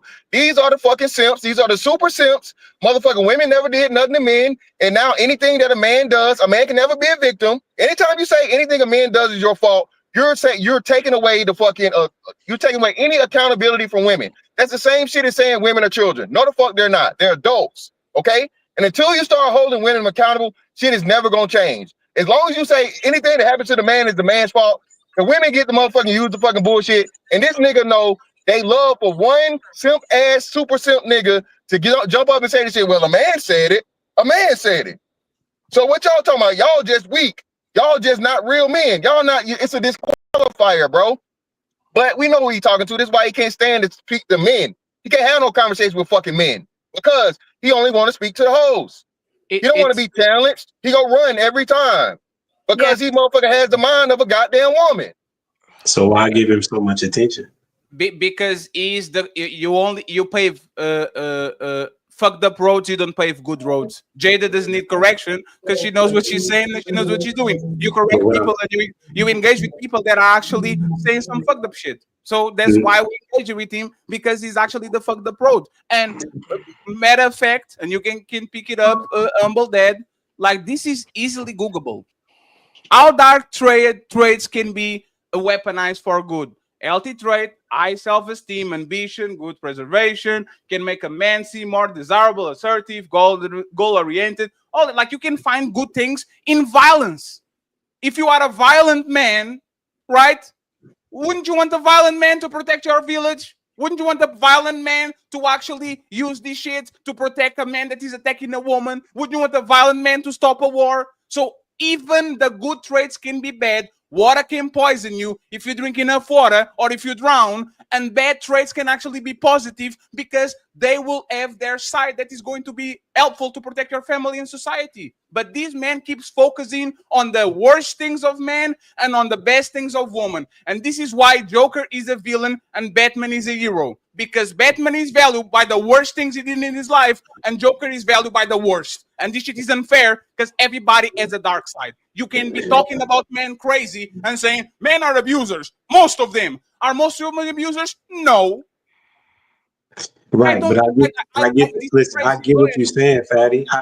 Listen, I understand what you're saying, and I've been listening to everybody communicate, right? And so what I'm saying is, if anything, this is more for views, right? But if we're trying to get to a point of solution, then we should talk about how can we get it to a point of where there is a solution and how can we move forward. When we continue to highlight an individual that we perceive or feel like is deterring the conversation in a way that is just to spark a situation of where it's not genuine, then we are really going nowhere, right? So if we perceiving, and I'm just saying, if we're like, for example, if I'm in education and I've been in education for a long time, if I'm giving attention to the kid that I perceive to be the bad kid, they are going to continue to do what it is that they're doing because they are receiving the attention. But you need to highlight that kid is bad. It's fine, Dark. Let him finish. So if you go away from them, then you begin to talk about what actually is going on, then you'll get to the solution. Like, for example, most of us know that there is a situation where women, we're talking about the preferences. Women have preferences, men have preferences, right? And it's not anti-black. But however, we will have the conversation knowing that it doesn't knowing the truth of it, but then we'll have a conversation with an individual that is going with the false narrative. Like, what does that say about us as individuals to have a conversation with somebody who we know is being disingenuous, if we feel that way, or we know that he is speaking non-truth. I'm saying can I answer that? And so what? No, I'm saying that what needs to happen is that we need to either ignore him, right, or and move to the point of trying to get to the goal line, because he is not trying to be on the side of that. Otherwise, what we're doing is just looking for clicks and views. When in my estimation, we should be looking. Okay, so for example, the way that we can get to a point of resolution is identifying the problem, right? And one of the problems is that women need to see that men have preferences, and those preferences are okay. That you should not get offended by somebody's preference, right? Either way. We also know that men are more violent than women. Like that's not a conversation. We also know that men are not going to report for the fact of how we fear things, in the sense of how we would have a public perception of. We know what the public perception will have of us, men or women. Right, we know that. So I'm saying, why argue with somebody who is not? He's not arguing from the position of trying to have an answer. He's arguing to just have an argument, right? I can answer some of the things that he said were actual, right? But some of the things that he's saying is just not facts. I can answer that, right? You would know if you got here on time, because you got here 30 minutes later. So before you got here, most of the people on the panel, Damien, Ali, me, and Public Offender, were talking actually about the issue. Men have the right to their preferences. We really repeated what you said. You got here late, so you didn't hear it. The second thing that I'm going to say, Humble Dad, and this to me is virtual signaling, what you're doing right now. I'm so familiar with you because I saw LP for years, right? You have a brilliant student and you have a problematic student. You have a brilliant football player and you have a football player that can't seem to get their plays together.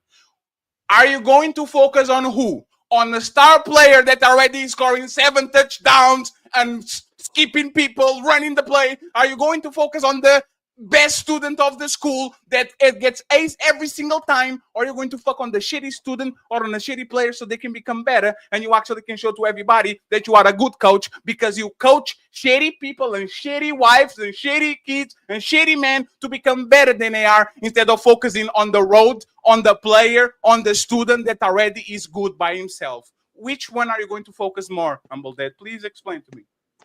All right. So just so you know, focusing on the bottom of whatever group that you're in is not going to lift you up that much. You're typically supposed to focus on the average of what's going on in the classroom. If you're a manager, you're supposed to focus on the average of people, because what happens is when you focus on the bottom of people, that means that if you're in a group setting, that means that the people that are on a higher tier are bored. And so you're going to lose them with you trying to spend a whole bunch of time on this person that is not productive. When in actuality, and you can go read this in any book as it relates to management or leadership, right, is that you need to focus on the individuals that are there, that are producing from, at least from the halfway mark on up. Right. So that's what I'm saying to you. And I've been in management for a very long time. And that's what my degree is in, if that even matters. Right. So what I'm saying is that he is in this situation is at a point of where he's not a point of trying to be as a resolution. He is just trying to focus on a problem. Right. And if we continue to address him and we know that he is against what it is that we're saying, then you're not going to get him to a point of coming over. You're just going to be in a continuation. But your mate is not matching. You know why your mate is not matching? I focus on the minority of men that put their hands on women. That doesn't make any sense. No. Let's talk. Since you're virtual signaling, let me virtual signal. What do you mean? I will walk with you. You are doing what he's doing. You are doing what he's doing. I want you to clarify your statement. And I'm clarifying if you let me finish, sir. I didn't. Okay. I was already clarifying. Okay. Okay. Virtual signal. If I have 80 men that don't put their hands on women, and I have 20 that do, I'm going to focus on the 20 that do. Because the 80 men that don't do it are already doing good. If I have to concentrate on the 20 men that are deadbeat dads and having 7 kids and 7 baby mamas, and I have 80 men that are not doing that, the 80 men need to be left alone. I need to talk with the 20 men that are not responsible and are fucking up the village and tell him, hey, we can do this over here. We can have all baby mamas and you don't take care of kids. These kids are going to be problematic. If I have 80 kids that are doing what they do and I have 20 carjacking, gangbangers, drug dealers. I have to focus on them because the minority is going to fuck it up for the majority. This is what happens in society. You focus on the people that are fucking it up because it's always a small percentage of men, women, and children that are going to fuck it up for all of it. And that's mathematics. Let me give you a perfect example. We have 100 men. Discipline. Take care of your kids. All of that shit. You have 5 men on a village that have 4 baby mamas. 5.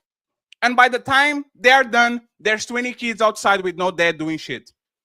You can see how 5 men can turn into 20, and how these kids are raised by single mothers, and this can turn into 50, and 50 can turn into 100, and 100 can turn into 1,000, because a small percentage of people is doing the damage in society. Most countries are in peace. Why would I focus on Portugal that is in peace when Israel and Iran are warring each other, when Pakistan and India are fighting each other, when Ukraine and Russia are fighting each other? Why should I focus on Brazil when Brazil is peaceful? I will focus on the countries that have a problem because the world is safe when nobody's fighting. So once again, I understand the virtual signaling. This is your brand. This is what you do. We need to focus on the solution, but respectfully, you have to focus yourself on fucked up roads. Nobody complains about good roads. Your car is nice and is safe on good roads. You have to focus on the roads with potholes and actually fix that shit, because if not, your car can walk 99% of good roads. The day that you get on a bad road and fuck up and get on a pothole, now your car is done. So we have to focus, yes, on bad things, on people that are actually pushing this shit, not on people that are already solved, already healed, and are doing the good thing. You have the chance to rebuttal. I don't know what you. Okay, well, I appreciate that. Okay, so virtual signaling, like I said, I don't know what you mean by that, other than, yes, I am solution based for sure, because that's how things get done, right? You got to first address the problem. And we see that in this conversation of individuals that are trying to understand what's going on. I said, in this conversation, we already know that he is not moving. So why would we continue to try to move him in aspect of trying to get the conversation to get somewhere? And what I'm saying is, if he's saying that men are going to be the problem, well, we have 8 other people saying, no, there is a different way and a different method of as it relates to who is doing what. Right, then why continue to have him be a part of the conversation? Like, for example, if he said he was going to leave, then he should just leave. Like, you shouldn't cater to him. Hold on, let him finish, man. Let him finish, man. It's not a real quick. And then you can respond. And you can respond to him. It's not a real quick. What I'm saying is that if he was to be a part of the conversation, which he is, but he begins to be a part of like, yes, I was late, and I apologize for that. If he becomes a detriment to the conversation moving forward, why would we continue to have the conversation when you see that he's not moving from his position? The same way you stayed on the P for the same way you stayed on the P for 2 years when people that were clearly there to fight and disagree, and you stayed there for 2 years. So no, sir, sir, I know you. No, you don't know. We come from the Anton Fight Club P crowd. We saw you. I wasn't on it. Sir, we saw you week by week, either be on King Talk or whatever, would go on back and forth with people that disagree with you. If you can go on a back and forth with people, if you can go on the back and forth with people that disagree with you, right? Because that's literally the conversation. You sit with people that disagree, and we have a back and forth, and we try to get a consensus, right? Why should we as content creators say, you know what? We are going to kick him from the panel so we can all agree with each other. Yeah, I didn't say that. I'd just like to point something out to you, and I'm so sorry. Wait, I'm sorry. Because go ahead. Oh no, if I leave, it's an echo chamber. But go ahead. But real quick, I just want to say something. I actually only talk about the problem. The problem is deeper than saying it's just men. It's a system of oppression that is called the patriarchy. The same way it's linked to capitalism and it's linked to racism. They're all a part of the same system. They're a three-headed monster, right? There's other there's other institutions that are underneath those 3 institutions, but those 3 institutions are the problems collectively, right? That is what we live in. We live in a racist, capitalistic, patriarchal society that is oppressive to pretty much every man, woman, and child. There is a hierarchy. The patriarchy is a hierarchy where men generally are at the top. In our patriarchy, white men are at the top, right? There's patriarchies where Asian men are at the top. What do you mean when you say our patriarchy? What does our patriarchy mean? What? Is the black He's talking about America. He's talking about America. It's America. America. He's talking about America. No, let him finish. Let him finish. I finish. just want to make sure that you say, is the black community a patriarchy? Yes. So No, the fuck the is not. black community, the black community is a patriarchy, but No, it's not. More importantly, let him land, y'all. Jesus Christ. But more importantly, the black community exists within the white, racist, capitalistic patriarchy. More importantly, whether the black community is a patriarchy or not, y'all can debate that with your mamas. I don't care. But I know black people are under the rule of the white patriarchy in this country, right? The white hegemony, right? That's the system that we exist in. That's identifying the issue, right? Just to put a face on it, a name on it. That's identifying the issue. None of y'all are talking about that. I said in the beginning, I talk about that all the time. I only talk about real quick. So just real quick, hold on before you, brother. You can't. Well, it's not about. I understand. Let him land. Go ahead, Fantastic. Go ahead. I'm asking you a clarifying question. So you're saying that patriarchy and the American capitalistic system is the issue. What's the solution? If you would listen, okay, thank you. Because I was about to say. Well, just tell us. Just tell us. I mean, you did all that to get around. Just give us the answer. Give us the answer, then give us the explanation. It's fine. Can you give us the answer, then explanation, please? Yes, go ahead. Go ahead, and I will. Answer, then explanation, brother. You are long-winded as shit. It's fine. Go ahead, public offender, and then I have a follow-up question. Go ahead, public offender. I want to go after your question, because I've been listening. If you want me to tell you the solution, there are different levels, right? But the first place we have to start, and this is where I come in at personally, where we have to start is men individually need to start making the decision to be better people. And what does that look like? Men need to be safe for women. We need to be safe for children. And we need to be safe spaces for other men too, absolutely. But and by safe, I mean we need to allow men to be able to express themselves around us, other men. We need women to be able to express themselves. We need to not abuse, not cheat, not beat, not all that other stuff. We need to show up for our children. We need to be there for our kids. We need to actually be invested in our communities. We need to not be hyper violent. We need to not be hypersexual.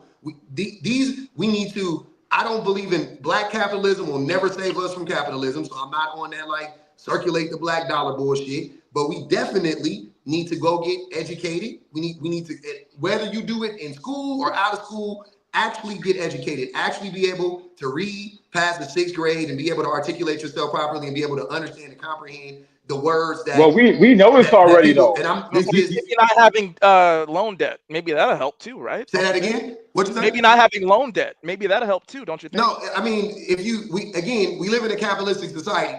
If not all debt is the same, yes, men have a ton of men have more consumer debt than women do. Black men have a ton of consumer debt. No, that's not a fact. Hold on, it's not true. Y'all still. It's not true. Hold on. It's not true. Now you just lying. True. Men have more consumer debt than women. Women no, we don't. Men does not. That is you don't have either or. Hey, you know what? I'm gonna go swim with my kids, man. I love y'all. Yeah, go right ahead, brother. Okay, bring him back. No. One second. You left. So the follow-up question would be, if this is about the white patriarchy, why is he blaming black men? That was going to be my follow-up question. If woman bad behavior is because of the white patriarchy of the men in power, when literally the black community is controlled by black moms because they are the ones raising the next generation, why is so much smoke for black men when they don't control the white patriarchy? Like, you see what I'm saying? Like these men, and like on the chat, because this is what he does, right? He had 300 people watching, we had 400. All the women, yeah, I'm glad that you left. Yeah, oh my God. Yeah, oh. We understand that he is a hyena whisperer. Humble Dad. We know. Yeah, that's what he's a hyena whisperer. He's going to appeal to the worst woman so he can profit for it. But like I said, we have to actually tackle people like this because people like these are going to fuck it up for everybody. Just like Derek Jackson was fucking up for everybody and everybody had a problem with it because he was lying to women while he's doing the same thing. He was literally talking about himself when he was talking about men, the cheaters and the gaslighters. So there's a reason why we're doing this, Humble Dad. And I would love you for you to kind of give us grace and see what we've been doing, because on 15 episodes of Super Panel, this probably is the worst of the worst. This is the first time where we got second time the poly lady was a little bit crazy. But for the most part, we are here actually to have healthy conversations because that's what we do. But I know today, I wasn't talking about your other shows. I was just talking about this one. But but that's the thing. Do you should we be judged by what we did on these 1 hour and 45 or for what I we wasn't. do on I wasn't judging the show, like your overall, like what y'all do typically, because I asked Ali could have your boy on because I like the dialogue. You know what I'm saying? And so and when I watch, y'all usually are having a dialogue. Is what I'm saying. And so I like to be a part of dialogues that are being productive, even if there's a disagreement. What I was communicating in this scenario is that he was not willing to. He believes that this is about to be an echo chamber, and he believes that he is bringing something that is going to be helpful to the conversation. Now he does. I think on both parts when we're talking. When people are communicating, even though you may disagree, the thing that he was doing wrong and was that he kept interrupting, but he was asking for people not to interrupt him. Right now, if you looked up some of the things that he said, some of the things that he said was actually true. Even if you he said nothing true, right? Hey, Paradise, don't be impulsive. When I looked up and I just typed it in because this is what y'all asked us to do, who has more consumer debt, men or women? It says in general, men tend to carry more consumer debt than women across most categories, with the notable exception of student loans. That's just me doing a quick Google, right? Now, if I needed to go look at what who did the study and who was in the study, then that's a different thing. But if I just do what y'all asked him to do, or he asked us to do, then it goes to what he said was true, right? So that's all I'm saying. What woman carry more is what woman carry more is bad debt. Because there's I'm not disagreeing with that. There's good credit and there's bad credit. Right? And we all know. And I brought up loan debt. He's the one who implemented consumer debt. He was deviating from the argument that I had presented. Agreed, but I'm saying that I am agreeing with that, right? But I'm saying that the statement that he said was true, and somebody said no, that's not true. The statement that he said was true, even though it wasn't to go. It was to go against what you said, but he was not acknowledging your statement. You see what I'm saying? So therefore, that's why it's going to be a disconnect, because y'all was arguing two different things. I don't think. Yes, you can. I don't think he's a disconnect. I think that he actually is not a good listener, because he would say things. He would say things like means. Yes, like you would say something. We would say, "You said this." He says, "No, I didn't." What? Right. You actually said it multiple times. I continue to have that conversation with that dude, because it's not going to be productive. That's all I was saying. And as he's gone, and we're dialoguing, even though we may have a disagreement or a difference of a vantage point, we're still able to have a conversation and move it forward. That's all I'm saying. Yeah, but Humble Dad, the thing about it. And by the way, Dark Lake and Paradise, please go next. I have to read the super chat and then we'll go to the main event. Okay, we're going to talk about Kevin Samuels' impact. Go ahead. Oh, the thing about Dark it Lake and Paradise, yes. Okay, I just want you to realize too, no offense to you, man, but that was kind of a long sort of conversation that you had between you and Fatty about, he's not, this is not going to create a solution. But that was a long conversation you had that also didn't create a solution. You know what I'm saying? Like, you're just mentioning, we shouldn't have this conversation, there's no resolution. But that was like a large portion of the show kind of toward the latter end. And you weren't bringing up any resolution. You were just bringing up that no one was bringing up a resolution. So that's why I think it's important for, like, people's ideals to be called out intellectually. And I just wanted to basically bring up my issue with the statement that was made on the show. The statement that was made was that most men are abusers, right? And what I've been noticing is that essentially the issue is qualifying abuse. That's the issue, because abuse is any action or behavior that intends to cause harm, control, and manipulate. And he right? was slick with it because he said things that will literally encapsulate all the population. At some point Exactly. of time, you That's what I gaslight wanted- somebody, you lied to Yeah. somebody, you cheated, you like what, And verbal abuse. Me and Ali fight all the time. Did Right. I verbally abuse him? Does it make me now part of the list? That shit is Right. crazy. But see, Sounds but crazy. here's the thing that kind of like pisses me off a little bit. And I actually wasn't going to speak to him directly. I was just going to state what I'm stating now, my issue with his statement. Basically, it's like he used a qualifier for abuse, which is his reason as to why most men are abusers in his opinion. And the qualifier that he used was cheating. That cheating is abuse. So that's his evidence as to why most men are abusive in society. So when I talk about qualifying abuse, I'm basically referencing determining the actions and behaviors that constitute abuse.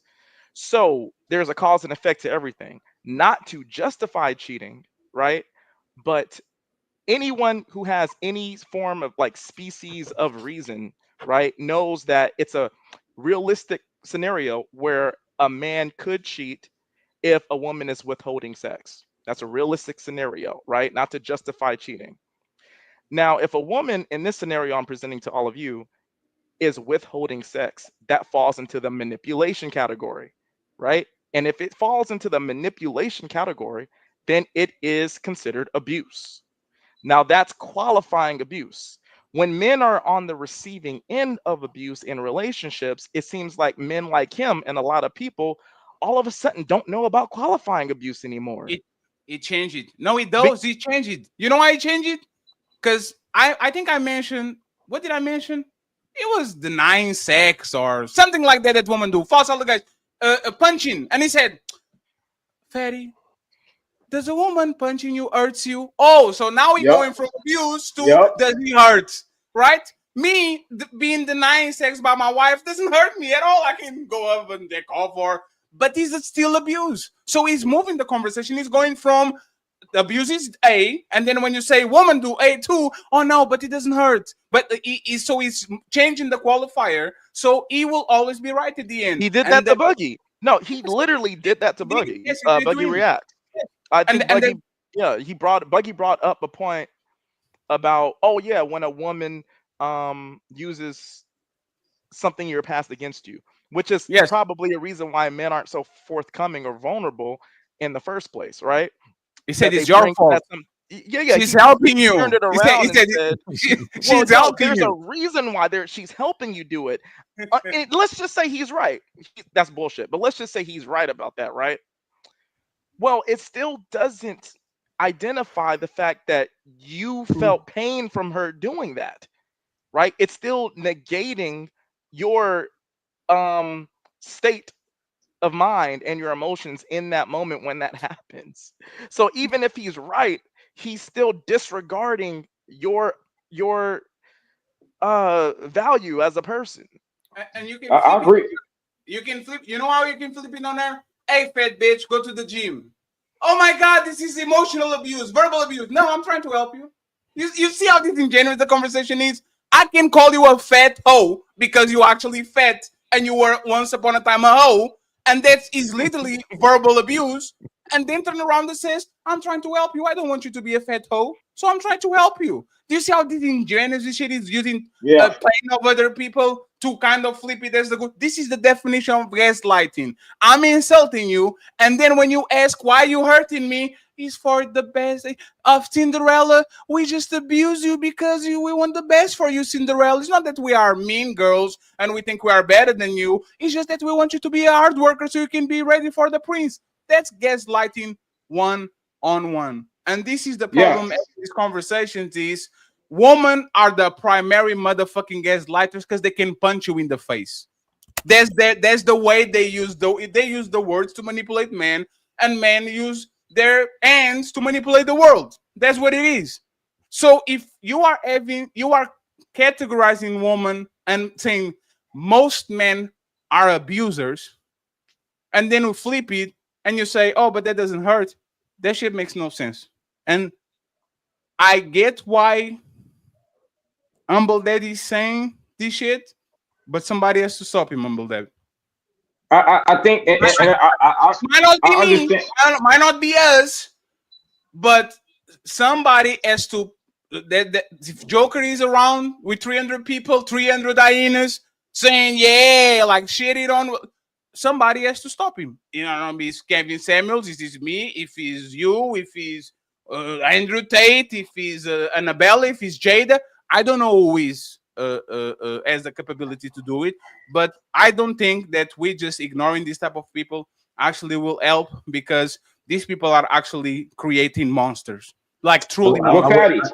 I wasn't saying to ignore him. No, I That's got you. not I what got I you. Go ahead, Styles, and then we go to the. Can I add something, Fatty, real quick too? Absolute, Styles. Can you wait just 1 second, Styles? Go ahead, Jada, and then No, ladies first. Ladies first. Ladies first. Ladies Paradise first. and interrupted. Go ahead. Oh, all I wanted to say was like it's good for, I think, at least my women followers to see that, because like when I was reading, all the people he brought in, the women were just the angry feminists that were like saying, go Jada and speak. And they were saying like basically to insult Fatty. And he's getting so much attraction from just saying everything that the woman wants to hear.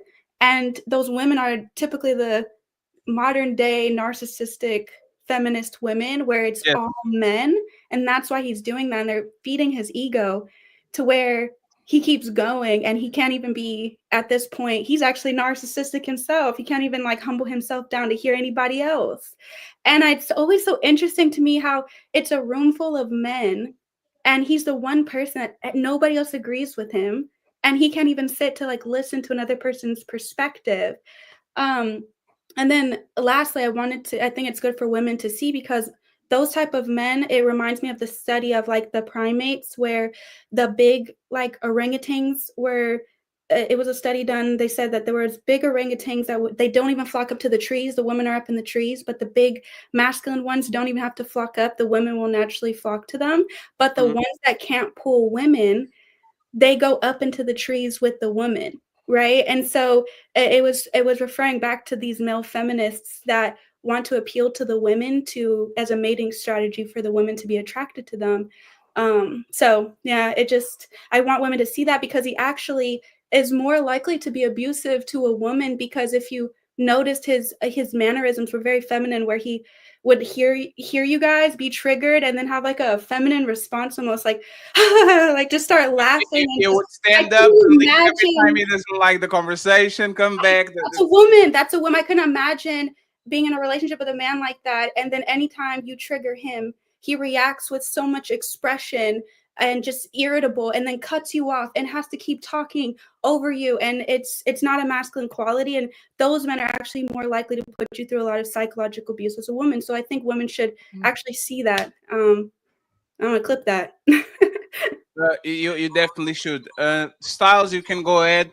And friends, we need 20 subscribers to get to the 8,000 mark. Shit moving fast over here, so I appreciate you. Thank you very much. I'll read the super chat in a second. Yeah. We need 20 subscribers to get to the 8,000 mark. Okay. Go ahead, Styles. Read the super chats. And I don't know if Mr. Fantastic wants to say something because he was out for a second. So go ahead, Paradise. Sorry for the delay. No, you're cool. I totally agree with Jada. I mean, it's just almost like you're attracting the wrong type of woman. And even those women you're attracting still going to want a masculine man anyway. So it's like those men don't get those type of women anyway. So I get what you were saying, Humble Dad. It's like, he it's not like he's dumb. Like, he can talk good and stuff like that, but you can tell he's an agent. He came to do a mission accomplished. Now, Humble Dad, when you say, well, Fatty, why bring him on? Or when you say, why let him talk? Why not move on? Well, that's what makes TV. If we all agree with each other, no one's gonna watch it. And then plus, we're not gonna kick him off. He's a grown man. He was over talking people. He had the floor a lot, so we can't do anything but just let the dude get it off the chest. Like honestly, because he put himself in a deep hole that the woman he was trying to impress and the men that he was trying to upset are both like gonna go against what he was saying. So I think that's ultimately why he hung up. He thought he was doing something, mission not accomplished. And I just think, be masculine and stand for something. Yeah. Fantastic. You want to say something before we go to the super chat? Yes. Well, Charlie Styles, he probably kind of did the same thing I was gonna say to Humble Dad. There's no disrespect, brother, but this is why you let people talk, because we had a woman literally break down everything that he said and counter it and give explicit detail that were pertinent to, the conversation. Had we shut him up, we wouldn't have got Jada Bell's expert, opinion of this from a woman that's countering and knocking out all of the crap that he said. She's even assessing his crowd. So shout out to Jada Bell for, it's the reason why, right? And like we all know this, bro. Again, a part of this stuff is nobody wants an echo chamber. Like we all agree here, we just all saying the same thing. Who's being edified? If they didn't listen to us, at least probably one or two of those 300 angry ass women out here might have listened to Jada Bell, and she might have saved one woman because she pointed out all those things and she opened her eyes up. They hate the hell out of us because they're feminists, but if a woman says it, it might have some things. So this is why a lot of times you have to let the controversial people do what they do, especially if it's easily defeatable. I mean, shout out to Fatty, like I said. I mean, this stuff is like we've seen all of this. So all it does is still man our arguments when we have the proof and things to back what we're saying, and then on top of everything else, a woman comes on and and just solidifies everything that he was saying was just had a motive to it. Hey, can I jump in before you jump? Let me just jump in before you go to the main topic. Humble Dad, I'm with you. I guess maybe it's an older thing. I don't know how old you are. I'm 50, so I'm all about 46. Yeah, I'm 50, so it's just one of those things where I'm like, yes, if I'm all about solutions, and I feel like if somebody is trying to derail the efforts to get to a solution, then you might have to like freeze them out for a little bit, and society will kind of weed out the people who aren't contributed to the overall solution or the betterment of the community or what have you. That's and because I just want to, I knew what you were doing because I was trying to do it earlier too. The same thing where it was just like, look, if we're trying to just come to a topic, decide whether or not, the men can have preferences, and now we're talking about domestic violence and gaslighting each other, then we lose the point of the conversation, which to talk about, can men have preferences? So I just like to go to, I like to be succinct, so then and just keep everything going. What? So just for you to understand what happened here, remember that too. It was not what he said. It was how he started. Both of y'all are acting like children. That's how we start. That's what he said to y'all. Is that what you're telling me? We were having a conversation.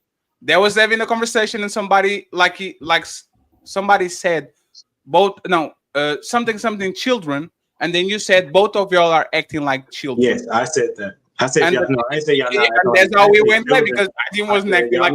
I said what I said was that y'all not acting like, both of y'all not acting like men, right? Because men just go ahead and have, because men like for example, the two men below me, they disagree with me. I'm not gonna yell at them and get irate with them because they disagree. I'm just gonna have the dialogue because that's something that women do. Women yell at each other, right? But men, we disagree, right? Heatedly. We can disagree heatedly, but we're showing people how to dialogue in the middle of a disagreement. Men are supposed to be the individuals that show other people how to disagree, right? So I'm saying when you begin to yell at him, he's not going to listen, and he believes that he has the upper hand because you're yelling at him, and he's being Fantastic. Then Fantastic was cooking them. Fantastic was cooking them in 4K. You missed it, and respectfully, Humble Dad. Me and Fantastic will fight each other because we are debating Jordan versus Thank Kobe you. or Thank you. come on, the man will fight over anything. You can put the PlayStation versus Xbox. What are we talking about? Marvel versus DC. Come on, that's passion, brother. No, I said I didn't hear you yell. I said I didn't hear you yell at him. I did. That's all I said. I No, didn't I hear you yell like definitely you yelled was at that yelling. nigga. I definitely yelled at him because he Oh, I didn't trying to hear it. cut My me bad. off. My bad, humble No, dad. it's My cool. bad, humble dad. I didn't hear him yelling. It's not even that. Look, I'll just say this to humble dad. Listen, brother. Every man's not the same, and you're not less of a man because you're more passionate about something or you're more aggressive. Okay, everybody's not Floyd Mayweather. Everybody's not Mike Tyson. Okay, but they both win fights. Okay, so this narrative or your thing of saying you're not men because you raise your voice to another man that's being disrespectful. I don't tolerate that, fam. I didn't say Not me raising. I personally. didn't say raising your voice. That's not. That's not. Yeah. Let's be clear. I'm Okay, talking so what about about when. it was not What I'm about like talking. men? I'm saying when you're yelling, right, and you're trying to get, man, if you don't get out, you know that, like that's not going to be. So now That's we're not going to playing be semantics. helpful. No, what I'm saying is that's not. Listen to what I'm saying. I'm saying the guy that listen, if y'all talking about Jordan, y'all have and whoever, you all have a rapport with one another that allows you to communicate in such a way that you're not going to be offended in the way that y'all talk. No different than when, like, if you watch Gilbert Arenas, like Gilbert Arenas and Nick Young yell at each other all the time, but they still cool, right? What I'm saying is a person that you don't have rapport with, you're not going to be able to talk in the same manner because you don't have the same rapport is what I'm saying. So in this situation, they were not acting like men should act when they're trying to get their points across, because Fatty was yelling at him. He's not going to listen. First of all, already he's not listening because even though I'm late, I know that he's not listening. Yelling at him not because of his opinion, but because he I was know. over talking everybody. But Dumbledore, let me I tell you what know. we do. Dumbledore, I live in the fourth safest country in the planet. Let me tell you what we do. I'm on the basketball court, and Fantastic is talking with me. I said, let me finish. Let me finish. I told you to let me finish. I will punch him. He will punch him back. And then when you intervene and says, both of y'all are not acting like men, I will punch you now. Because now you're interfering. What you did was pouring a gas into the fire. If me and another man are talking and you are trying to kind of silence and coming in and saying both of you are not acting like men, now you are the aggressor. Because you are actually not the dirt, like you see the term dirty macking when a man is using another man to look like he's bigger than other people. If you are coming in and you're supposed to be the peacemaker, and instead of actually coming and saying shit like that, the first intervention you do is, you guys are not acting like men. What? You realize when Ali tried to tell both of y'all to stop talking, y'all didn't listen to that. Because Ali has a different hosting. He didn't say not act like men though. That's cool. Ali is the nicest person he in this is. motherfucking space, but I'm not. Okay, so I'm not. It's me. I'm not. I'm sorry. I'll punch you back. Okay, My cool. bad. So what I'm saying is, though, does it make it less of not true in the way that y'all were communicating? Because I have an issue. Like, for example, I have to deal with my anger issues, and I'm telling you from personal experience that yelling with a person that you don't really have rapport with is not going to be helpful. Yep. I agree. So I agree. Then that means that I'm not acting like a man at that time.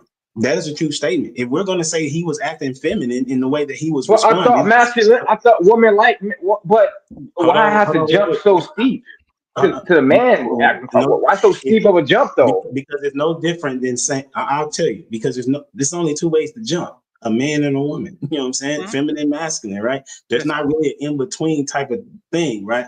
So when Miss Jada said he was acting feminine, y'all didn't say, "Well, no, he wasn't." Y'all agreed with that statement because of the mannerisms that he had, right? And when I say that they're not acting like men in the mannerisms in which they were communicating, that still was a true statement, no matter how you feel about it. Because if you disagree with a dude that is not, you don't have no rapport with, yelling is not going to help. And him being disingenuous is not going to help the conversation. That's what I'm saying. So me being docile will help? Because you know what's funny, Dumbledore? Because we tried. Let me actually tell you what happened, right? Ilkan sent me a message, hey, Fatty, we're going to let him finish to see if he continues the behavior.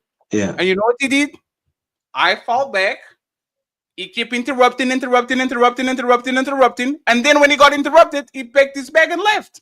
So it doesn't work either. If we're being harsh to him, he's not going to stop. If we're being nice to him, we're being docile, and he's not going to stop. So no matter if you have a bad cop or a good cop, that shit doesn't matter. Sometimes you need a soft approach. So do you Sometimes you agree need a that more he was aggressive being approach. feminine? Do you agree that he was being feminine? I would. Me and Ali have this conversation all the time. I don't believe that he was being feminine, even though he had kind of feminine mannerisms. I believe that he was being performative. You see what I'm saying? Okay, so how does? But you gotta choose one. Like No, performative.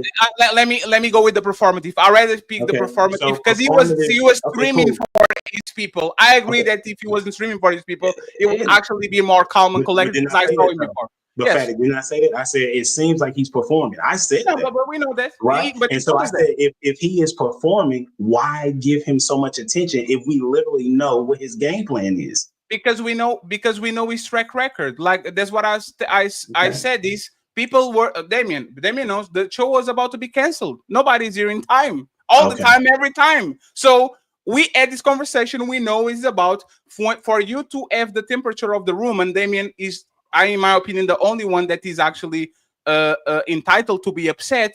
He kind of saw it flare it up. We started nicely and talking about stuff, talking about nappy hair and all these, talking about solutions. And then he started to say, men are abusers, men do this, and men do that. You see what I'm saying? So, but I was here for that. I'm saying it was. Listen, I was here for 30 minutes, and I heard that conversation, and I didn't say anything, right? And Dane was listening. That's why he said, "Man, let's see what somebody else has to say." Because we were listening, and so I didn't give my statement until like 20 to 30 minutes after I came on the show. So all I'm saying is that if we are going to say that he has a label, then when I give you a label, let's assess it, right? So if you because y'all just told me, y'all said, Humble Dad, like, I don't think what it is that you're saying is accurate. Well, what I would need to do is assess what it is that you said to see if there's any validity to what you're saying and process it before I just automatically say that I'm triggered by what you're saying. Right? That is how we're supposed to dialogue. Like when you said I was virtue signaling, I'm like, I can't disagree or agree because I don't really know what you're referring to. And I'm willing to listen to see if there's a valid point. So when I looked it up, I say, okay, it's some truth to what he's saying. It's a back and forth. So I'm like, I know what you're saying. I don't disagree with you in principle, just like Damien said, because I get a little bit older, so I don't want to fight as much, right? I kind of understand, but you know what I understand? I understand public. I say this all the time. Y'all are not going to La Pifas, okay? I don't care if it's crowd, I don't care if it's content creators, y'all are not going to La Pifas. And what I mean by La Pifas was, La Pif had the most banging, entertaining show in this motherfucking side of YouTube, and people convinced him to make conversations healthier and to please let's be more righteous and talk about solutions and talk about good things. And as soon as he started to do that, 3,000 people disappear and went into a place that is just messy and all that shit. That's a reality, right? So when I say Humble Dad, when I say you are not going to La Pifas, I'm not going to believe in what people want to hear, because you know these people will tell you, we want y'all to be nicer and to have good conversations and not really to do that. And then you ask him, what is your favorite content creator? Tommy, Kevin Samuels, Angry Man, Anton Daniels, like all the people that they actually will put on the totem pole or Mount Rushmore of people are people that are loud, are expressive, are not afraid of being critical, but sometimes play dirty. So I'm not going to listen in. I get that is a good advice in principle, in theory, but I know these people because I was with them. I was with them on the chat throwing tomatoes at Kale and Kate. I was there. And then as soon as they disappeared, for the record, though, Pat, I think you have me. I understand what you said. I was not on it just so I can move, so we can be. Yes, we can move on. Just so you know, I was on King Talk, and when it got to the point of where it was yelling, we began to come off like the older guys, like me, Ricky, Chicago Rilla, Trill. Like we got off because it became that way, and we had a very large following during the time that I was on there. I was not on the Thursday show where it was very problematic. That's all I wanted to say.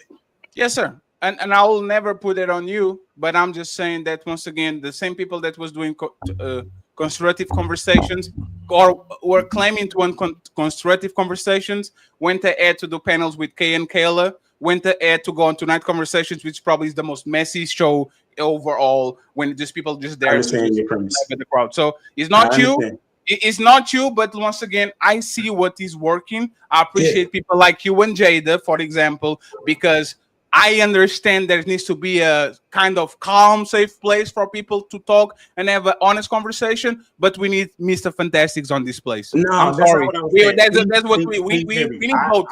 I'm cool with disagreeing, having arguments. What I was simply communicating was that it was a long conversation was literally in a circle, such as Damon said, and there was no reason to continue to give him the spotlight. You could have come back to him like y'all did. Let's hear what somebody else has to say about what he has to say, and then come back to him. But he spoke for a long time in what he was saying. I'm not telling you not to bring him on. I'm not telling you not to have him talk. I'm not telling you not to do. I'm not even telling you how to run your show. I'm just in the aspect of like, if you're gonna have guests, you want to also allow your guests to have some of the meat on the bone, if you will. That's all I was trying to communicate. Nothing other than that. We met him today, and just for people to know, like this is just some shitty, this is some shitty content creators. This is my opinion, because like, to try to tag everybody, send everybody their way, all that shit. So he left. Right, but he's still paying attention, and that's the thing. If you're going to do this shit, right, why not just stay? He's still streaming it. He's streaming it, and he's mad because I changed the title. Lame as hell. I said if you want to go, let him go. Don't cater to his threats. That's all I was saying. You don't negotiate with terrorists. That's all I was saying. It's fine, but that's the point. We are going to, and I'm not. It's the first time I actually mute people. We have a no mute policy on our shit. But either I mute you or I kick you, and I didn't do both. I'm trying to be as nice as possible because Ali is my brother. Ali has a way of running things. This man is the most nicest motherfucker. But hey, I try to not disappoint him, but I'm not the type of person. I'm sorry.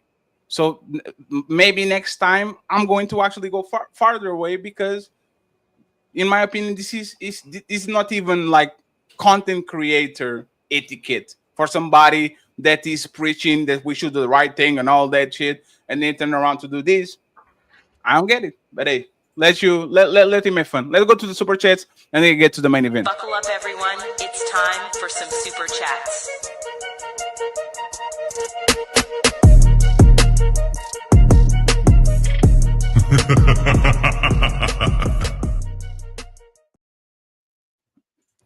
Carl Anderson, thank you very much for the 5 untouchable memberships. I appreciate you, sir. Salute to you. Thank you. I believe that there's multiple so-called black leaders who believe that they are untouchable. The untouchable empire, baby.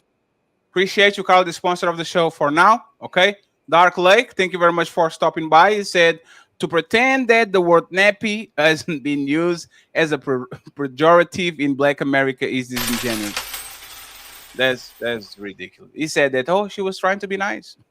DJ Torch and Friends Live Empowerment Network, $2. It says public defender is right. Hey, maybe we were wrong. The lovely Valerie in the building saying hello, Fatty, with a $10. Hello, Valerie. I hope you're doing good. Him in the building saying salute, Fat Man Ali. Panel in the chat. Shout out to you. I appreciate you. We have Carl Anderson saying nothing. He gifted Ilkan Ali membership to the Untouchable Empire. The Untouchable Empire, baby. Thank you very much, Carl. The lovely Zarex came through with another membership for the Untouchable Empire. The Untouchable Empire, baby. Friends, we need three memberships to get to the goals today, and then we figure the hamburger fund. Okay. Let me see. Doris, she's in the building. Gifted one Il Canali membership. Thank you very much, Doris. I appreciate it. And of course, Doris came to my side to give one membership for the Untouchable The Empire. Untouchable Empire, baby. Then we have Dre in the building. Gifted us 5 Untouchable memberships. Thank you very much, Dre. Always supporting us. Thank you. Thank you. Thank you. Thank you. Thank you, sir. I appreciate you. Thank you very much. I believe that there's multiple so-called black leaders who believe that they are untouchable. The Untouchable Empire, baby. Thank you very much. We go to Classy Perspective with the $10. It says, the woman with the long hair was more triggered than the cute woman with the short hair. The woman with the short hair seemed to be fine with his preference. That's what Damien was saying. It's like, he wanted you. And now you fuck it up for yourself because other men are going to see it. And they say, oh, this is what I have to deal with. There's no need for them. Crisp is in the building and says, men are more violent than women, as it shows when women are in power position, dealing with the more vulnerable kids and born elderly, they commit more violence than men. Proximity breeds violence. Most people that commit violence to you is not the stranger in the alley, is your auntie and uncle and daddy and mommy and sister and sibling and cousin and all that shit. Go ask Kanye West about that. Nobody covered in this space, but Kanye said that his 15-year-old cousin did shit to him. Nobody talk about it because kind of crazy, but it is what it is. Buggy, $5. If you don't let Jada Bell speak, as long as you let Public Duke talk, I'm going to protect. I see you, Buggy. I see you. Thank you very much. So I'm going to pass it to Jada first, friends. And we need 3 memberships to get to the goal. 20 subscribers to get to 8,000. Not 20, now 19. And we need $95 on the hamburger fund, but we are going to try to raise it later. Okay. So Jada, my question, talking about Kevin Samuels and his legacy, right? Mm-hmm. Are relationships better after Kevin Samuels spread the gospel and said what he said? Are relationships better? I don't know if relationships are better, but I definitely know that men are speaking out a lot more after Kevin Samuels. So that's my opinion. I don't know if relationships are better. Well, there's some women that woke up due to Kevin Samuels too, and listening to more men, content creators that are speaking the same way as Kevin Samuels did. But I think it brought awareness and light onto how toxic the feminist movement is, and just how women, the narcissistic women and everything. But that's my answer. I'm not sure if relationships got better though. Damien, do you think relationships are better now after Kevin Samuels? Yeah, I'd have to agree. I don't know if they're necessarily better, but yeah, I think what happened with Kevin Samuels is his message, he never left like a successor. There wasn't nobody to say, okay, this person is somebody who rocked with him, who's going to carry on the message and kind of rock the way. But it's got a bunch of interlopers that jumped in there and tried to bastardize the message. So it was used by men who hate women to say, see, this is what we're talking about. Women are this, that, and the other. Then it was used by women who hate men and say, see, this is what we're talking about. They think we fat, ugly, and stupid or whatever. And men were saying, women were saying, hey, you know what? Men are going to cheat on us and beat us and all this kind of shit like that. And I think what it was there was nobody to really keep his message going. So a lot of people used it to separate couples as opposed to bring them together. Because I used to watch Kevin Samuels religiously, and I think his overall goal was to bring couples together. Because that's why he always used to tout that about, through my Facebook group, I've gotten this many marriages and this many engagements and stuff like that. So his underlying goal was to get couples together, and people have found a way to take his message, pervert it, and use it to create a bigger divide between men and women. So I think relationships have not gotten better since Kevin Samuels died. Can I ask you a quick question? And shout out to Reese for being here. I appreciate you, Reese, for pulling up. Don't things have to get better before they get worse? No, don't think that's to get worse before they get better. But they need to have a common goal for them to get better. Is the thing is, a lot of people are saying they don't have a common direction and say, okay, where are we trying to get? Most people are saying, don't get married, don't deal with women, don't deal with men. So the goal is not to have better communication, better relationships. It's to keep people apart. So they'll never get better. You got to be together and work together and let the bad happen in order for them to get better. I actually, I don't agree with you. The best relationships work when one person is awake and the other one is asleep. When one person has power and the other person has no power. This is why, like, it's a father-son relationship. The relationship is clearly on the ends of somebody, and that person has the authority, as everything, right? What happened, in my opinion, was that he started to waking up men and women too, because women was like them. I didn't know I did that. The sign language and all those things, like. Men and women, a lot of times, and I think this happened with Kevin Samuels, was they've been through things in relationships, but they couldn't put the finger on it. They kind of felt it, felt something, but they couldn't exactly say exactly what they were doing that was bad. And then when he verbalizes and says, you see, you are going to ask a woman, what did she do on the past relationships? And she's going to tell you 7 things that the other person did because she loved too much and she trusted too much and she needed to leave early. Like, he kind of like, oh, this is what my ex-girlfriend did to me. Oh, this is what I did. Like, he actually makes people think. So I agree. I would say that relationship will turn better because a lot of men don't want to be a stepping stone or a stepping whatever for women. They don't want to be a workhorse. They don't want to just give their life away to the woman in front of them like they were raised, because this dating market is full of shit. So you see what I'm saying? Like, people are taking a message of accountability and turning it into a message of blame. That's the thing. They're saying his whole thing was, I want everybody to be accountable. I want men to be accountable for becoming better men, but I want women to be more accountable to becoming better women. And I think what happened was somebody took it and said, see, Kevin said all this stuff. So this is what they think about you. Here's what they think about you. So this justifies our hate and distrust of men. And the same thing happened on the side. See, this is what Kevin was saying, that women, there wasn't the pontiff or the preacher to really spell it out to you and be like, no, this is what my message is saying. This is a message of being self-aware in order to get your best life, not blaming the other people. I never recalled him blaming anybody without saying, well, no, but without qualifying it with, if you are not self-aware. No, he actually your fault if you're not self-aware. No, but because he would like, for example, we're talking to man, he'll say pick a struggle, right? Can be short, fat, bald. Like you get you have to pick a struggle. If you self-aware. But there's the thing, right?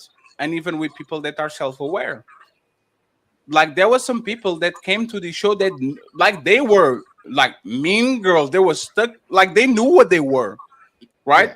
They knew they couldn't qualify for certain men. Some girls just want to fight. Yeah. And I think he is. This is a reflection of the market.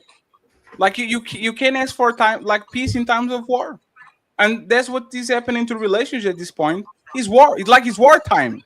You don't have the luxury to go outside and just date casually, or date not casually, but on a.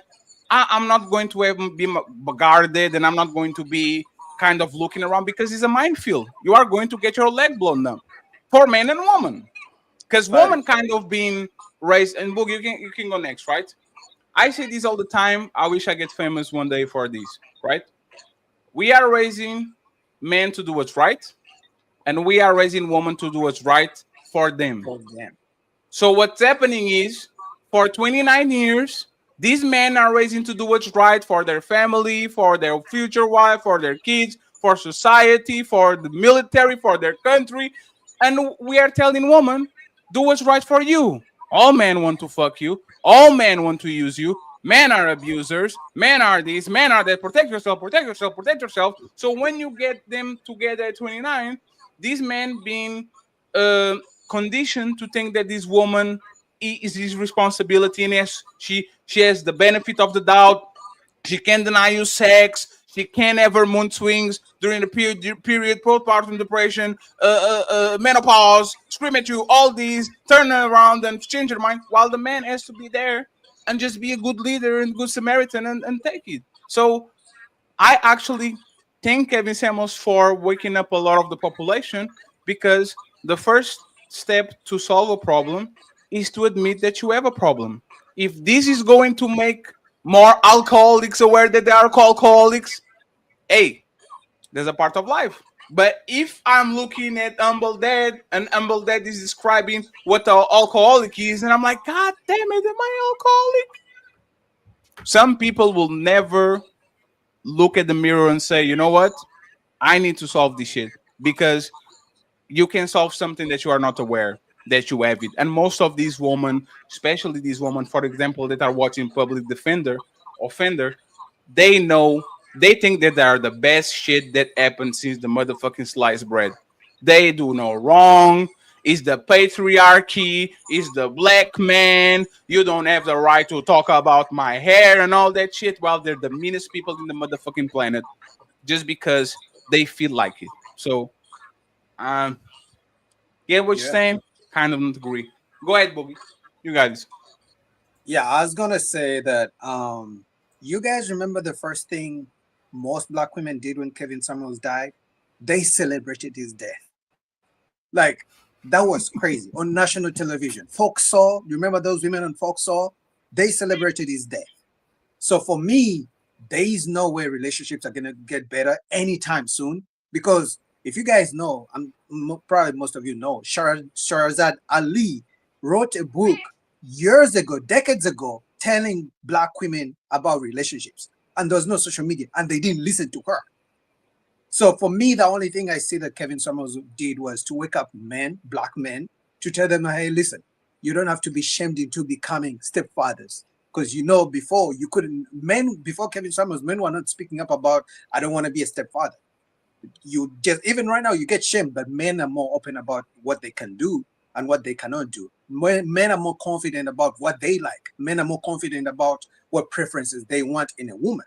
So until, like you said, Fadi, until we can teach the ladies what to expect from how to treat a man, because like you said, as men, we are taught how to treat women, but you never hear about what women are supposed to, how the women are supposed to treat men.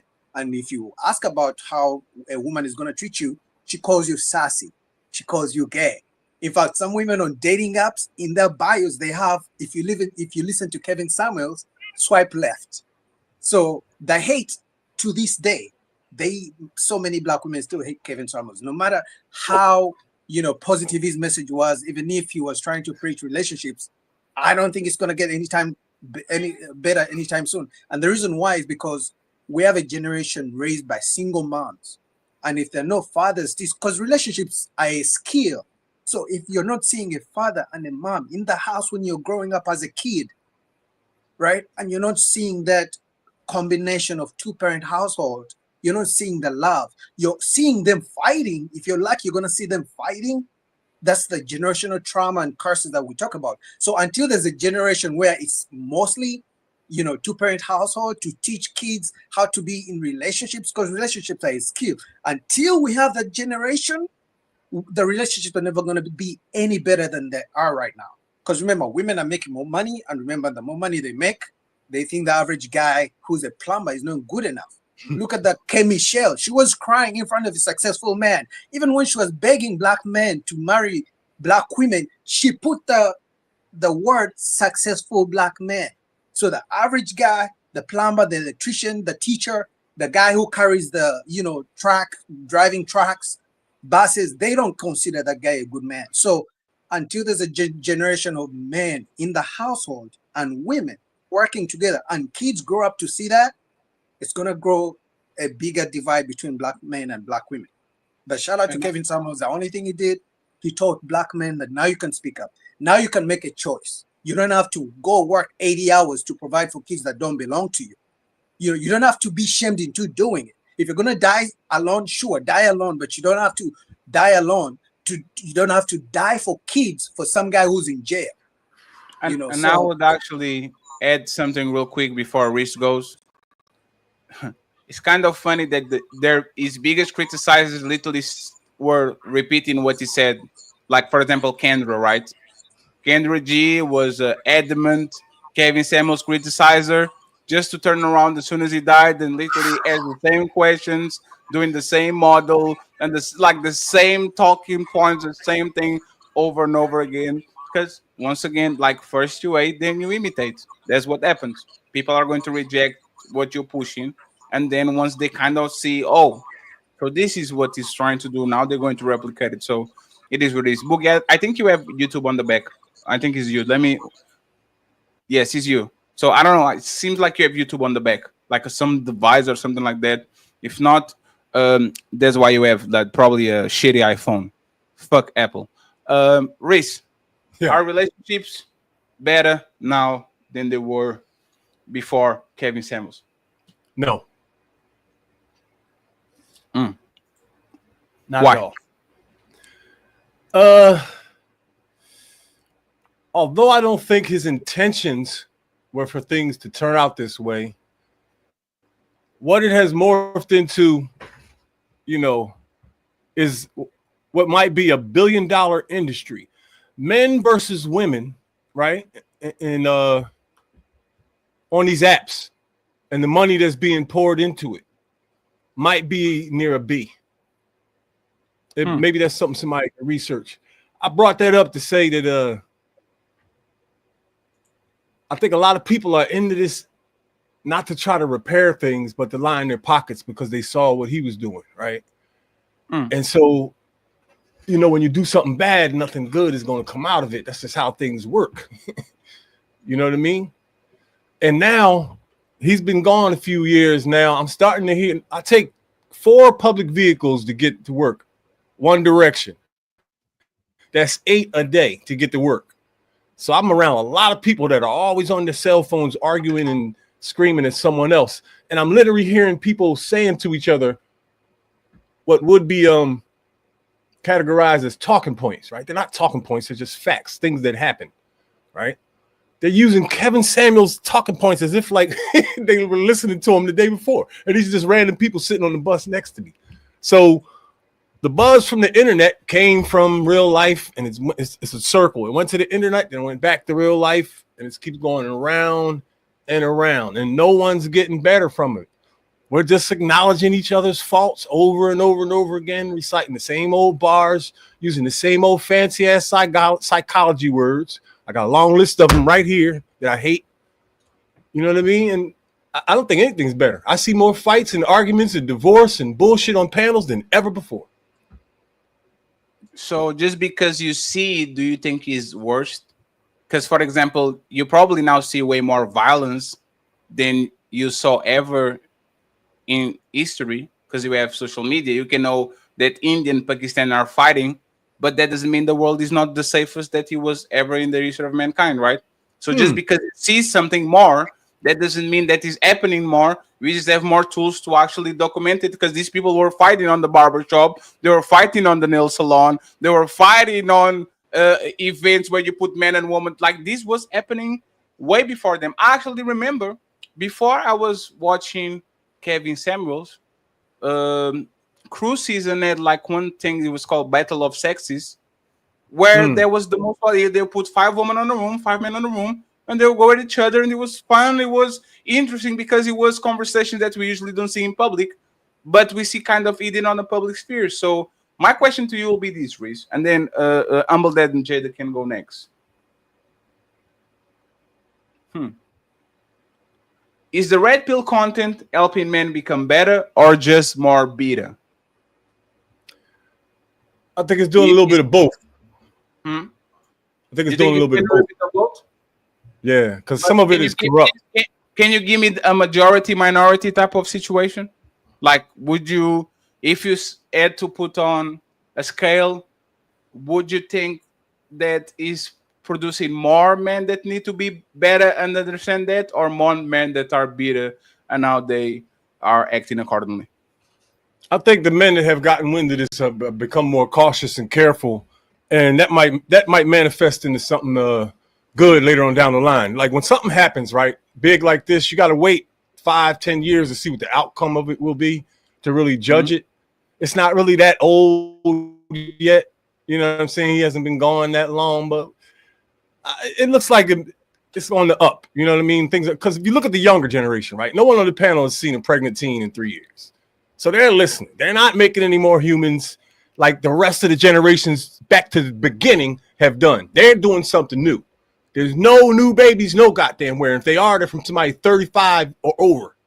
So somebody's listening to this BS and they're scared. And maybe they're trying to, you know. But is that us or feminism? Because you are actually right. For the first time, there's more women that are 40 and up having kids than teens. There are no pregnant teens in the world right now. Yes. So the question on the West, barely.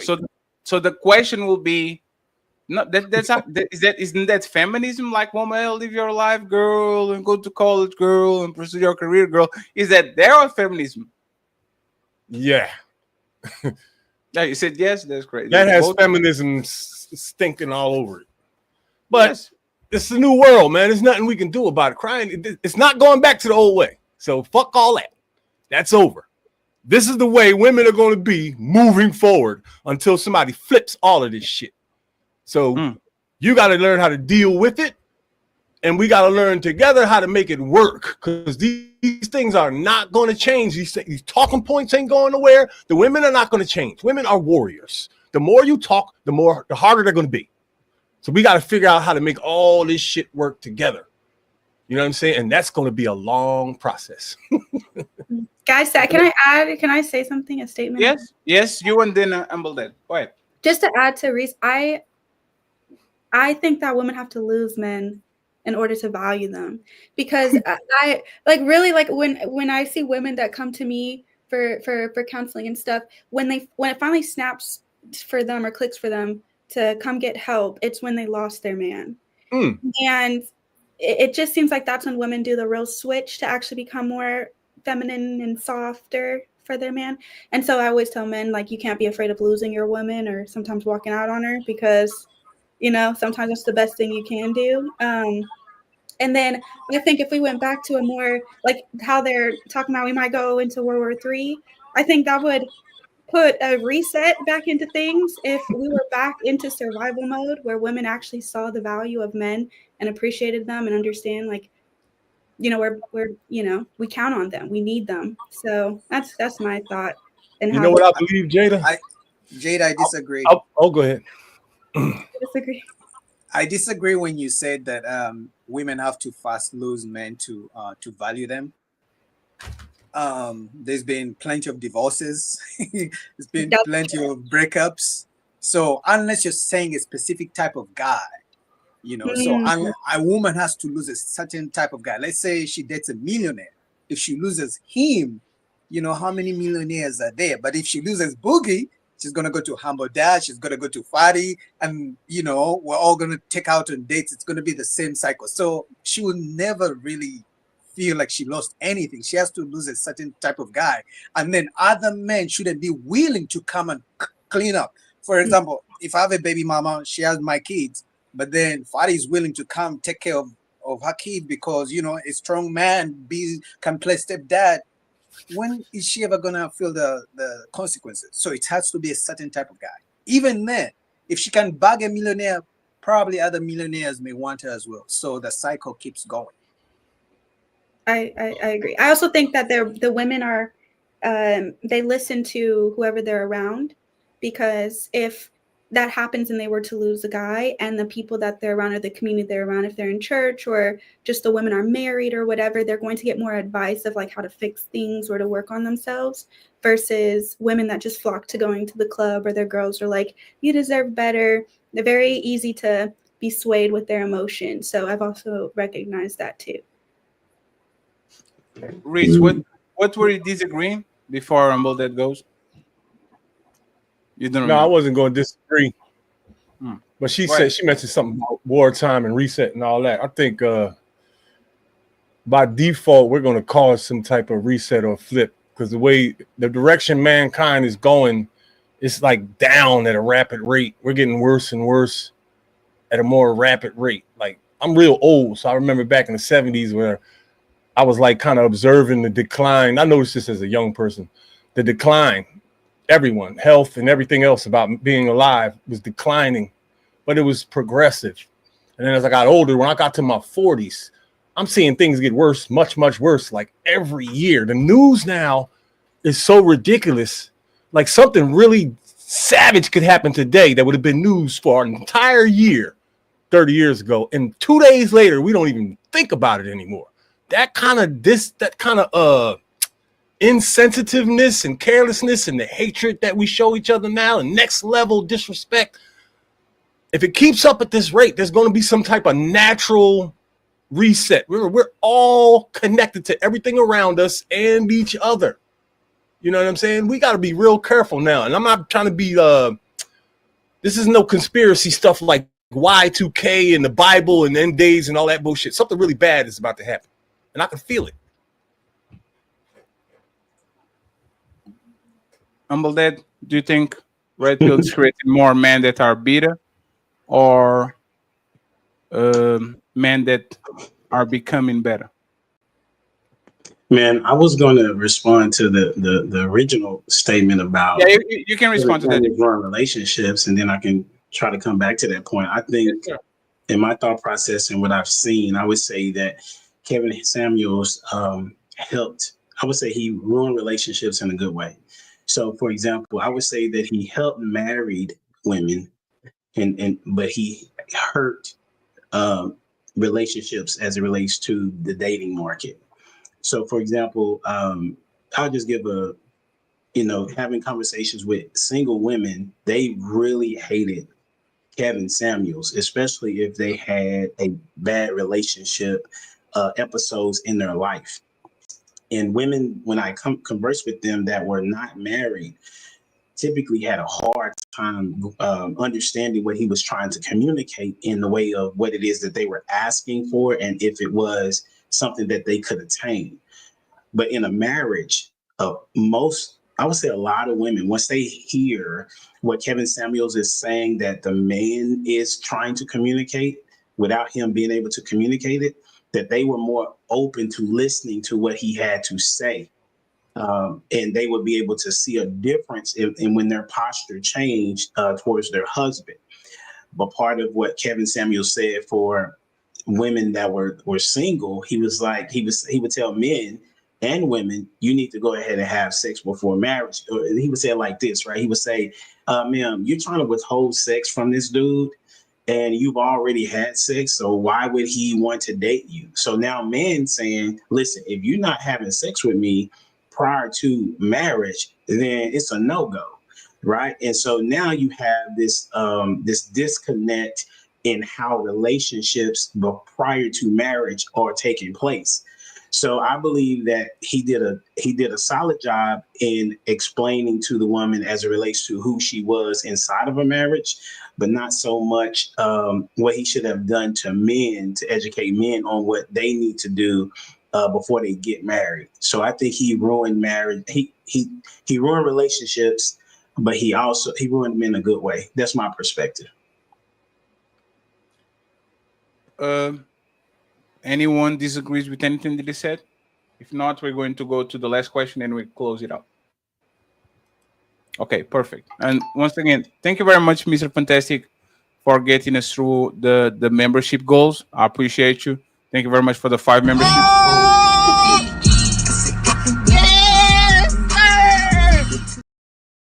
And thank you very much, Tony Golden, for the last membership. We have 18.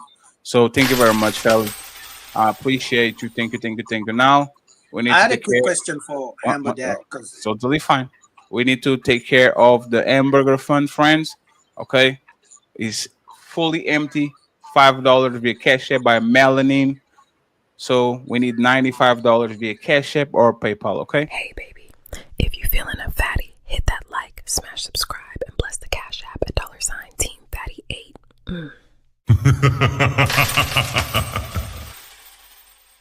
I think this show was at least entertaining. There's the word. There's the right. Get to the second part. Okay. So once again, go ahead, Boogie. What's the question that Can you hear me? Hammer Dad, I just had a question. You said he ruined men who are not married yet. So what do you think? You said he told men to, to request sex from women prior to marriage. But in your opinion, do you think it works that a woman has 3 kids? She has never been married, but then she switches up. She's like, okay, now I'm a, born again virgin. The next guy who's gonna play stepfather has to marry me first, and then we can get intimate. What do you think about that? Do you think it works? Do you think that's the way? And how do you think men should approach that? I mean, I think and listen, I have had sex before marriage. So, but I also understand what it looks like when you don't have sex before marriage, because I have friends that have talked about it and how it looks, right? And what it does to the dating aspect and how men think and how women think. So after it is done prior to. So what I'm saying is, to answer your question, a woman, if she decides that she doesn't want to have sex before marriage and she has 3 children, it should not be the reason why a guy decides not to date her. You see what I'm saying? Like, that doesn't make sense to me, because that would mean that you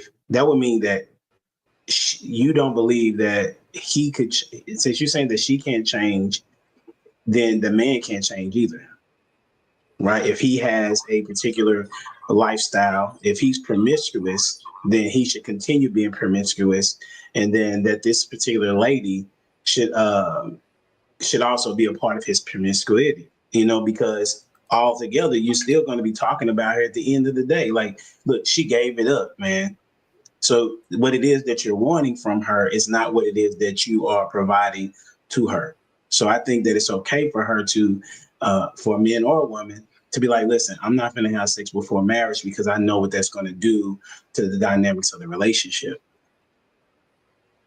And do you think then, because I think most guys who are marriage minded, because it's a relationship, you give something, you receive something.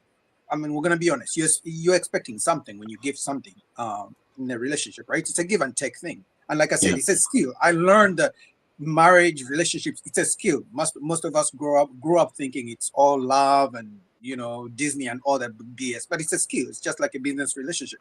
So if a woman who has 3 kids says, hey, listen, no sex before marriage, do you think it's fair for a man who also wants marriage to say, okay, I'm not paying for dates, I'm not paying for everything, you pay your own thing when we hang out, I'm going to pay my own thing, and then after marriage you can start to take on the provider role? Do you think that's a fair deal? Do you think most women would accept that, or do you think it doesn't matter if they accept it or not? I think that's a fair deal. I believe that because of how the dynamics are now, how it's set up to find somebody, I believe that if you're trying to get to know somebody, sex is going to mess that up, because it is literally for, and this is in a religion, right? That it is for people that are married. It's not just in Christianity.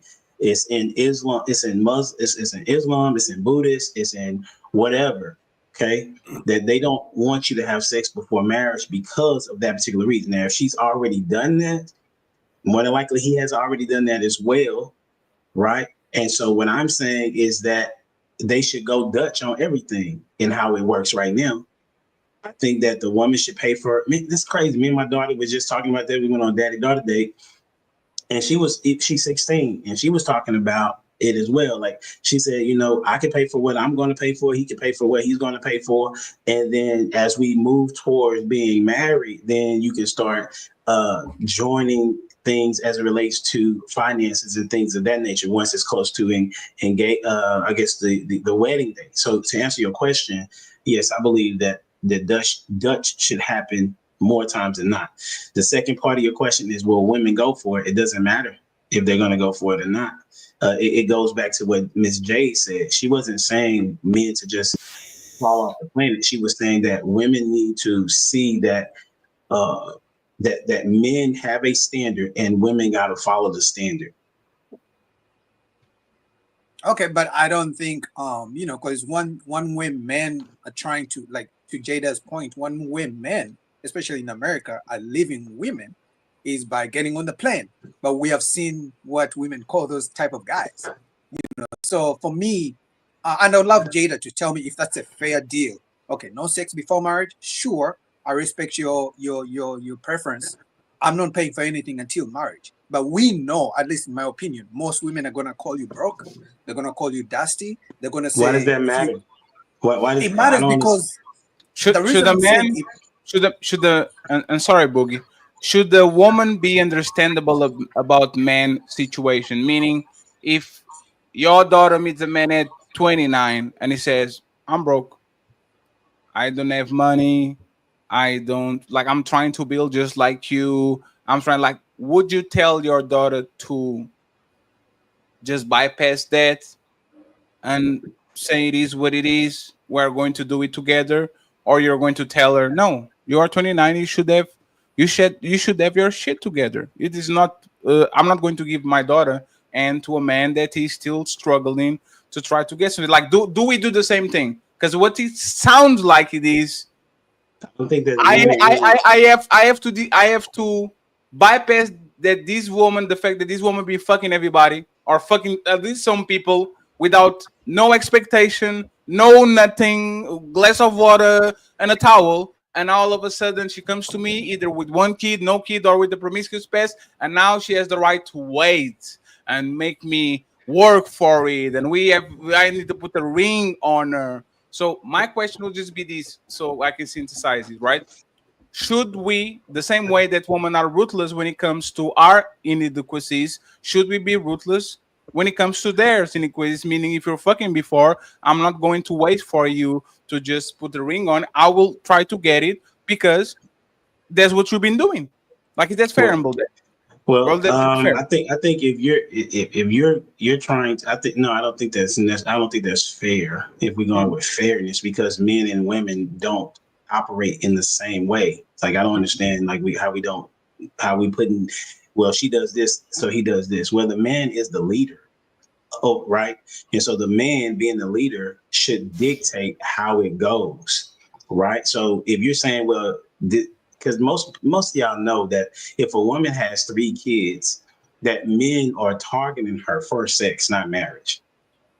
Right. So There's a lot of men in the market that are very okay with taking care of kids. We see every day woman cooking. Yes, we do. There's an internet talking point. All of the women with kids on ours, all the women with kids in our space symbol that they have one woman for 1 kid, 2 kids from previous relationships, they can marry tomorrow if they actually want to pick the man they want. This is clearly a talking point. If you are attractive enough, and sometimes even if you're not, there's always men trying to. These little bitty situations that y'all trying to bring up are not. Can we just deal with reality for a moment? Yes, sir. I'm gonna finish this real quick, and then you can go. No worries at all. Right? Okay. I think that most guys, that if you're talking about being a marriage-minded guy, you look at being married differently than a dude that just wants to be single and be able to smash a woman. Okay. So if the woman says to you, listen, I'm not trying to have sex before marriage, and he's interested in her, and she has 3 kids, we would have to talk to him about why would he want to be with a woman that has 3 kids if he has none. Right. Okay. So that's a totally different dynamic. This is what people do on these shows. Like, y'all don't deal in reality. Now, a guy that's marriage minded wants a woman that is, once again, that has 3 children. He is going to, and he's married. He's going to be okay. He should be okay with that. She doesn't want to have sex before marriage, and she should be okay that he says, "Listen, I'm not going to pay for anything until we get to that particular point." That just makes sense, because otherwise, if she is saying, "No, you need to pay for all of this stuff. You need to pay for these dates. You need to help me with my kids," but there is no reciprocation in some facet, then you have a whole different dynamic. And that is why, or one of the reasons why, the relationship situation is where Kevin Samuels messed it up for the majority of men. Go ahead, Dane. Yeah, what's called it? For the most part, I agree with pretty much everything you said. The one thing I would add to it is that, you know, it's okay on both ends. It's okay for a woman to say, I've got 3 kids, I'm not having sex before marriage, but she needs to change. She needs to reevaluate the type of men who she is approaching. She needs to be in circles where that is a normal thing for the most part. If you're going to be, if you're not having sex for marriage because you found God or whatever, you need to go with religious, righteous men like who have those same type of values of no premarital sex and stuff like that. You can't. I think what happens is you go with the guy, the regular guy, and try to pull him into your belief system, into your world. Be like, yeah, I know you out there before me, you was just slanging and banging all over town, but if you want to be with me, you got to like you got to like be a monk or whatever. That's when it's never going to work, because that dude's going to feel like, dude, why would I do that? It's like, that's when you're going to have that. You've been giving it all over time, and I'm the one who's got to wait. You need to reevaluate the men that you're after. You can't go after the same type of men that you were going after, because they're going to have those expectations. Just like the same thing with like what Boogie was saying. If a guy says, I'm not going to pay for that, I think you should pay for the woman that you date. I can understand not doing that for the kids, because you have no commitment or anything like that. But if you're courting a woman and dating her, just treat it like you would date anybody else, with the understanding that you're not going to get sex. And if you don't want to do that, don't date a woman who's saying you're not getting none. Don't sit there and I think that's where people mess up. They try to pull people into their world instead that who aren't in the same hype they on. They're like, okay, if you want a woman who gonna give it up because got 3 kids but still gonna give it up or whatever, you cool with being a stepdad, only date those women. But the minute the woman say, I'm not giving it up until marriage, stop dating her.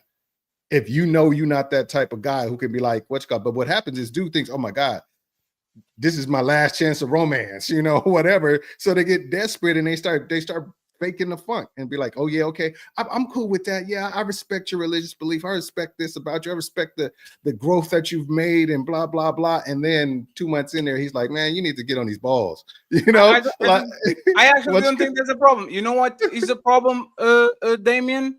Is that we are telling women to punch as hard as they can while we're still pulling punches. If you are not going to give me sex while you gave those 13 guys sex, I'm not giving you no money. Nothing. No, Damien, 1 second, Damien. No, but Damien, that's the point. If I come, and number two, sorry for using your daughter as example, but you said that you were talking to her, right? If her daughter came to Humble Dad and says, hey, Dad, I'm dating this guy that says he was the biggest trick. He was spending on woman crazy, woman that was nothing to him, taking to Rio, giving them gifts, showering with money, cars, houses, and all that. And this man said, hey, lady, this is my past. I want to marry you, but I won't pay a dime. I'm not paying for dates. I'm not paying for nothing until you marry me. Humble Dad will look at this daughter and say, this man is crazy. I would go to my daughter and say, you missed your window. Go to somebody who's not like that. No, Damien, don't move the conversation. It will be, you are crazy. You are courting my daughter. You have to invest in her for her to see if you're actually a real man, a man that is going to take care of her, because it's a terrible precedent. You give all this money to all these women that are nothing to her, and my daughter is your future wife, and you can even pay a date. That will be insane, right? Because men have to qualify to the woman that is in front of them. So in my opinion, that's the version of a woman fucking everybody, and then all of a sudden saying, I only will have sex with you if you put a ring on me. In my opinion, that's terrorism. I think that's interesting that individuals want to say that sex, giving your body away, is the same thing as giving your money away. That's not the same. That's not the same thing. Yes. Which one do women value more, money or which one do value more, woman, money or sex? Say it again. What does a woman value more, giving her body away or $1 million? That matters not. What we know is what we know. The reason why I'm saying that doesn't matter is because your body. It doesn't matter what she thinks. Your body is more valuable than money. Then $1 million. What if you ask this? No. What if I go to a woman and I say this? Hey, you are going to have sex with 10 men on the next 10 years. or you're going to get $1 million. Which one do you think women will likely choose? That's what I'm saying. If she They chooses value money more than they value their bodies. That's not a good comparison. No, that's like it's saying not. if you ask, I think a better one would be like if you go to 100 women and say, okay, 100 women, I give you $1 million for one night of sex with you. Are you trying to say the vast majority of women to be like, sure, or the vast majority to be like, women be like, no? What I'm saying is that women don't value their body at all because they give it away for free. Women value money because their future husband has to have these financials in check for them to actually stop being on the street. So if you don't value your body, why should I? I value my money. I shouldn't give it to you if you are literally giving yourself away. And this is most women. Shout out to the women that are not fucking casually and not having kids before marriage and all that. If you don't value your body, why should I? I shouldn't value your body. That's your problem. That makes no sense. How? That makes no sense. Like you're telling me that if somebody else, like if the right thing to do is the right thing to do, if they're not doing it, then I should not do it also. Like you should value people's body. Yes. Remember, okay, regardless if it's yours or not. Hey, humble them. Right. So for let me explain what I'm saying. Right. What I'm saying is that money and your body are not the same thing. Right. Your body is the most valuable thing that you have, and you should protect it at all costs. You're going to lose money. You're going to gain money. You only have one life. Okay. So your life is more valuable than anything else, and that's connected to your time as well. So what I'm saying is that it's not a really good correlation when men try to be out here saying, "Listen, if you don't give me sex, then I'm not gonna give you my money." Well, cool, and I'm with Dane. Listen, date where you need to be. Right. If that's date where it fish in the pond that you're gonna catch the right fish in. Don't fish in this pond over here where you already know what it is that you want is not there. So that says again, if the woman says I don't want to have sex before marriage and she has 10 kids, you need to be like, listen, you're not for me because I want a woman that puts out. No, which is crazy too, because men should know that dick discipline is needed, right? Because we make bad decisions when we don't have it. So if this is why it's crazy, it is crazy that women focus on money and men focus on sex. And it's the downfall of the reason why relationships don't work. Because I would say Dame is married. I would say I think based on the ring, right? Okay, married. Yes, right. And I'm married as well. Yes. Being single mindset is different than being a marriage mindset because we look at it as a we thing. Single people typically in terms of I. Why can't I get this if you got that? Right. Whereas what you need to be understanding is that I'm cool with not having sex before marriage because I'm going to learn a whole bunch about you that has nothing to do with the physical. And you're going to be able to be intimate in other ways. Right. And that's how you be able to build a actual true connection with someone. When you bring sex into this, it's scientifically proven, bro. If you bring sex into the situation, your mind is not the same. Guys would they say they would have it to where, okay, well, I've had sex with her. Now I've conquered I've conquered her, so to speak. Woman has sex with the dude. Now she feels entitled to even pursue him more. So it has disconnected in the aspect of what sex is designed for, as well as what money is designed for. That's fair, but you are saying things that women don't believe. Let me give you an example.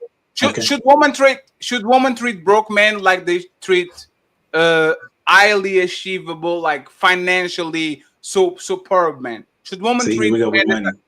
It's just a question so I can see your train of thoughts, right? Should women, because this is the oldest game in humanity. Yes, women they should treat them the same. Women use sex to get money, and men use money and power to get sex. This has been the game since the beginning of time. Most women only are cuffing men because they don't have resources. Because you know what these women with resources do? They don't marry them. They just date them kind of casually, might have kids. But Rihanna is not marrying WhatsApp Rocky. Oprah is not Mary Stedman. These women that are highly successful beyond belief, they're not looking for marriage as something of necessity. They're the outliers. The vast majority are looking That's to get fair. married. But most of these women will do exactly the same. Because if No. you post something on Shade Room and there's a post between Rihanna and ASAP Rocky, if the headline is Rihanna about to date ASAP Rocky with no prenup, all the woman, oh my God, I can't believe you're dating him. I can't believe you're married him. You're stupid. Don't do it. If a man is just dating a woman and he's not marrying her, oh, see, Diddy playing with Casey 10 years and he still didn't propose. Women know what it's about. They want the resources, they want the security, they want the marriage, they want the ring, because that comes with certain things. But my question to Humble Dad is not a question, it's a statement. I'm going to do a statement. If women don't treat a broke man like they treat a millionaire, why should I treat a woman with 20 bodies the same way I would treat a virgin? What do you mean? Can you explain to me how does a woman will see Damien? Also explaining, a woman will see Damien walking around the street and she will pay him no mind. And then when Damien makes it and he's a famous YouTuber getting $1 million per year, she can't even see that.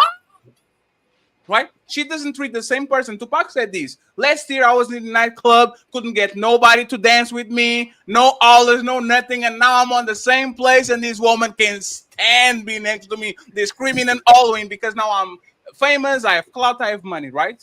If women treat men like shit when they broke, and they treat him like kings when they have a tremendous amount of money, why should I treat a woman with 10 bodies, 20 bodies, 30 bodies, which is the average woman, how I would treat a virgin? Why should I treat her like that? Because I would treat a virgin with respect. Actually, I will even give it further than that. If you are a woman and you got married with a man and you come to me and say, hey, Fatty, I only have sex with my ex-husband, so I will ask you if you really want me to wait until marriage, I would say that sounds reasonable. You only fuck men while you are in a committed relationship and there's marriage, so I like you enough, I'm going to do that. Why should I treat this woman with 10, 20, 30 bodies? Why should I treat him just like a virgin or a woman that has very few bodies? Why should I do that? It's a great question.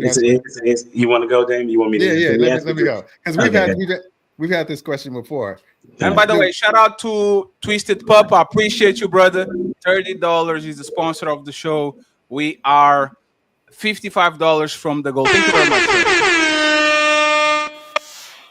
Go ahead, Damien. You got this. And I think it was on your show that I've actually said this before. It was like, I think what's happened is it's not the, I think it isn't the past that makes the woman. I think you guys have it that it is. I feel like the behavior that they're exhibiting and where their head is at right now is what makes the woman. If a woman was promiscuous in her 20s, 30s, she got 15, 20 bodies, whatever, but she spent the last 10 years working on herself. She found religion. She really started making those significant changes to change her to where she separated herself from people, the lifestyle that promotes that kind of stuff. And you can look at her and be like, man, I couldn't even see you dancing on the table or whatever like that. Judge her by the person that she is. So yes, you should still give her that same grace of somebody that's a virgin if the current behavior matches what she's trying to put out there and the effort that she put in to get there was significant enough up to your standard. Like some people will say, now we talking. Now we talking. Tio, $10. Shout out to my brother Tio. Change it to the man coming back from being gay when it comes to change. So we're going to do the same scenario.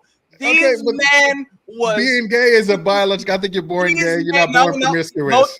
Both of them are sexual activities. We forgive lesbian women all the time. Woman that said I had my past, I had a girlfriend in high school, and we forgive them. So sex is sex. Sex is not valuable. We're going to make this situation, and you and Amal that can answer that. Since you guys agree with that. I know a man. He was 21 years old. He was confused. He went to college. He sucked some dick here and there. And now I am delivered. I'm like woman. For 10 years, he is delivered. He changed. He's not engaging with those people. Would you tell your daughter? To marry that man and forgive his past? Because this man clearly change. Would you do that, Damien? Like my advice would be no, because, and I'm gonna tell you why, because promiscuity is not a biological. You're not biologically born promiscuous. You, sexual attraction who you're attracted to is biological. I think you're born that way. Some people who are religious say you're not. I think you are born gay or straight or what have you. So if she says, he was like, yeah, I was heavy into like the homosexual lifestyle, but I've decided for whatever reason that I want a different type of lifestyle, I'd have to say, you know, that's something that's not necessarily something you could give up. Being promiscuous because you are in a lifestyle is not something that's biological. Men, perhaps, you know, we're so biologically once a hoe is not always a hoe. She can change, but once gay, always gay forever. She can change. He can change just throw him away. Can I have a question? I think this is it's just one more. Would you give your advice?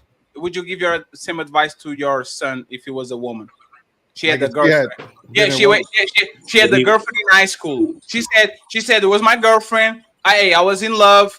I'm 31 now. This was when I was 17, 18. I'm not gay anymore. Would you say, hey, bro, son, throw this wonderful woman that cooks, cleans, care for you, does everything because she was gay in high school? I would say no, right? I would say let me explain because I said I want the answer of both, and then you guys can explain. So both, would you guys tell him to date her or what I said? Remember what I said earlier with the lady? I said if a guy is trying to date a woman that has 3 kids and he doesn't, I would ask him why would he want to do that? I said that in this conversation. So it doesn't change when I roll over to say, okay, this guy used to be gay, now he's straight. I was like, why would you want to date this dude or marry him? That's it then. So my mind doesn't change. What about a woman? Yeah, what if he's a woman? What if he's a woman? Is your son? This woman, your dad comes to you and says, "Hey, Dad, I have this woman. This woman is awesome. Cooks, cleans, supports me, knows me. Since our dad, nothing like they've been dating for her. I'm trying to see if I can marry her or not. But there's a problem. Like she says that she was homosexual when she was 19. She had a girlfriend. They split. She doesn't talk about it. She never did more things. Would you advise him to marry her or to leave her because her homosexual past matters? When I say leave her, I just told you I would ask more questions, right? I already told you. She's a good woman. She's a great woman. She never did it again. Then I would say, to me, I would say not necessarily, right? Mine's going to be consistent. I'm saying, but this is what I want the people to understand. I think that what's interesting about your question, Fatty, is that when we were early in the conversation, you said that you don't believe in equality, but all your examples premise on equality. No. I believe some things are equal, some things are not. No. If I say women are not equal, but in our conversations, you're like, well, if a woman does that, then why can a man do it? That's what you've been asking. And because you are strong man in my position. Yeah, that's not. I believe that man and woman should have human rights. Man and woman should have the right to education. Man and woman should have the right to vote. Man and woman should have the right to drive. Man and woman should have the right to be presidents. But I will tell you, if a man punches a woman square in the jaw, and a woman punches a man square in the jaw, even though both are abused and both of them, I want them to be persecuted to the full extent of the law. I don't believe your son should be crying. I got you. But you do believe that men have different preferences than women, though, right? A man cannot have my the preference is for her to be a virgin or close to it. No, you are actually walking into my point. We are different. I don't want you to be tall. I don't want you to be strong. I don't want you to have a bunch of money. I want you to not be a hoe. So if you can come to the table and you were a hoe, and I can come to the table and I have money, even though I have no money or I'm broke or whatever, you should judge me for what you want from me, and I should judge you for what I want from you. The problem is we are telling women to be ruthless on their dating strategy. Don't have sex with men. Make sure you protect yourself. While we're telling men, Yeah, you have to court her. Yeah, you have to invest in her to show that you really cared about her. Yeah, you should. No? So, I didn't say that. Yeah, men are not telling women not to I have didn't sex say with that. men. Literally, the 1 I second. didn't say that. 1 second. I said that I literally said that if you're going to be courting, I literally said in this day and age, it should go Dutch. I said that. No. But I flip it. I said, I get no sex, you get no money. You And pay I for said that I agree shit. with that. No. You are saying Dutch. Dutch is middle, right? No, Dutch means you pay Half and and I half. pay for mine. Okay, that's perfect. So this is what we are talking about, right? Yeah. The similar to Dutch is I get blowjobs and hand jobs instead of actually the full blown thing. That's literally the definition. Sometimes I pay, sometimes you pay. I'm still spending my money. Okay, That got should be so let me you be are more going. specific. Let me be more specific. What I said was when it's not a you pay sometimes, I pay another time. No, it is okay. I'm going to pay for mine. Man is going to pay for his, and woman is going to pay for hers until there comes to a point of where y'all are going to, there's an engagement and y'all moving towards marriage. That's what my position is. That will be helpful in this day and age because the way that it's doing now is not beneficial to helping people get towards marriage, which is the solution for a lot of the problems that we have. I agree. So we're going to go 50-50. And sorry Yes. for being vulgar, but I have to say it. Sometimes you give me a hand job, sometimes I finger you, right? Because you get pleasure to women like sex as much as men. Women are not protecting their body as much as men to be. They are doing the same shit. These dating market that we have right now, women will be offended if they like a man and a man doesn't want to fuck them. They will call them gay. I literally was watching Lucky 2 days ago. No, we are familiar to Lucky, right? Shout out to Lucky. She's doing a morning show. Go ahead and support her. Lucky was saying this: if a man flies me out, I'm not going to be flew out by any man. I'm going to be flew out by a man that already has a rapport with me. We kind of have a romantic relation going on and all that. But if a man flies me out and he's not going to fuck me, man, say now will be offended. Like, what the fuck am I doing here? Like, this is modern woman. A woman wants to have sex as much as you want to have sex because that's what they've been doing from 15 probably to 30. So my questionable that will be this, right? Think about it. Why should this is mom or dad? Can we agree that this is most women? Yes. So why would at 30 years old all of a sudden listen to a woman trying to protect her body from me, her future husband, when you never did that shit? You actually got offended when men didn't want to fuck you. Most men are being called gay for not wanting to fuck a woman that want to fuck them. So why should I value your body more than you love like you value your body? Like Dame said, don't deal with the woman that you don't want to deal with. Don't try to get her to like you upset at her for not wanting to have sex with you, and she changed her mind.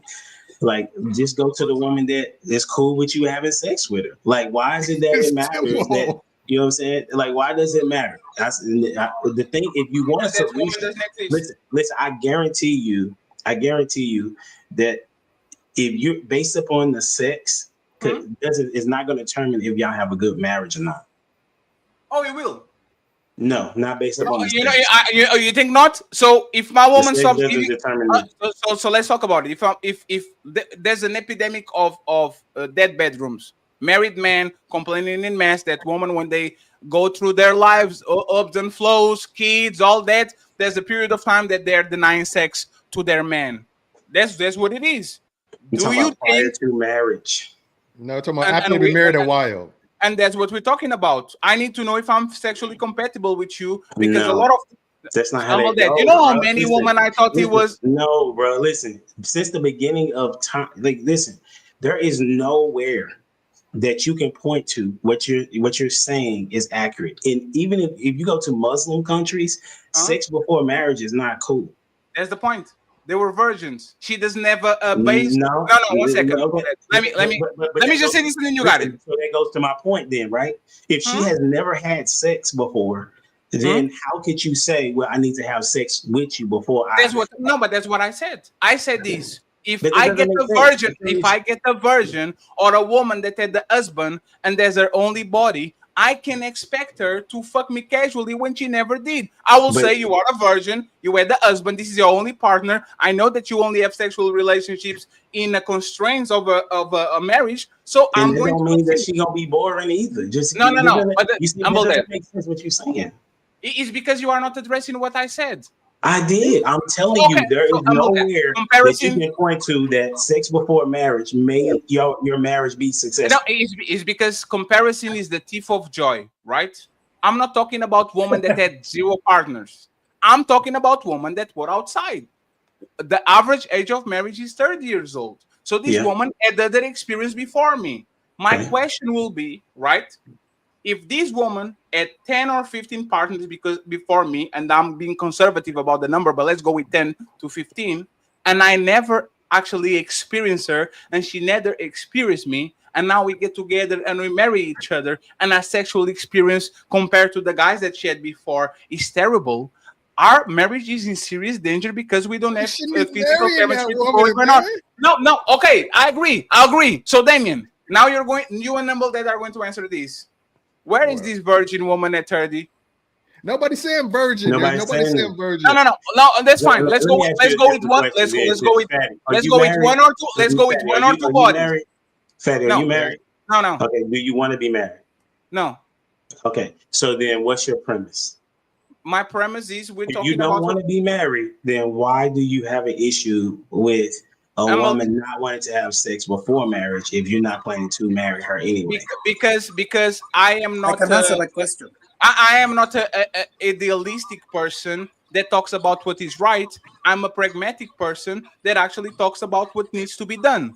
I can say this is not right or wrong, but some things need to be done. And if you are getting with a woman that been outside in the market and fuck a bunch of men, and all of a sudden she's using that sex to get you to commit to her, you are being manipulated because that woman never required that from a man before. Where's you have the to learn, man. pragmatism if you're spending your time wasting your energy trying to convince a woman who don't want to have sex with you to have sex with you because you're trying to show your value to kind of convince her to? Stop That's flipping it. No, stop flipping it. No, we need to flip it because we're spending too much time on the things that go against. No, you are trying to find a healthy relationship. No, you are okay. So you are flipping it. Where is this average age of marriage is 30? Where is this woman at 30 that has either 0 bodies or 2 bodies? Where are they? They don't exist. We'll go with that. So now, what's your point?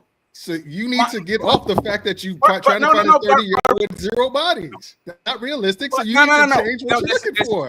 There's actually Damien, where are these women? They don't exist. Why does it matter? Exactly. You don't sit there and try to spin your wheels to try and find these rare women that don't exist. What you need to do, if you're going to date a 30-year-old woman with the mind of marriage, you need to fix your mind and say, this woman has had a past. And if her past isn't reflected in her present, I can probably rock with her. So y'all are saying to men in mass to concede that they will never get either a virgin or very close to the woman that is not going through and to marry her anyway. Just like she has to concede that you're not as good of a leader as you think that you are. Or you may not be $100,000 or 6'2". Now, respectfully, women are not conceding shit. Women are not. Yes, they have to. No, they're women in mass are. These are the most ruthless women on the dating market that you ever saw. A woman will go on Tinder and reject 150 guys just to like one. These women are extremely picky. These women what does that have to do with what you do? Yeah, they will hold on to these preferences until they become. I'm a reflection of the market. You're not. Yes, I am. If there was, you know, I am. You're not because you're not trying to be married. Like you're not a reflection of the market. So let me ask you, most dudes, they want to be married. Okay, so let me ask you. That's why they would have that particular statement. No. That's actually a purity test. Are you are married, right? Yes. Have you ever been divorced? No. Have you ever had like a baby mama or somebody? No. No. I've lost a wife before and had to get back into the market. Okay, but okay, I'll assume that she passed away. Yes. Is that fair? Okay. Yes. So do you think you are the average man? In what sense? No.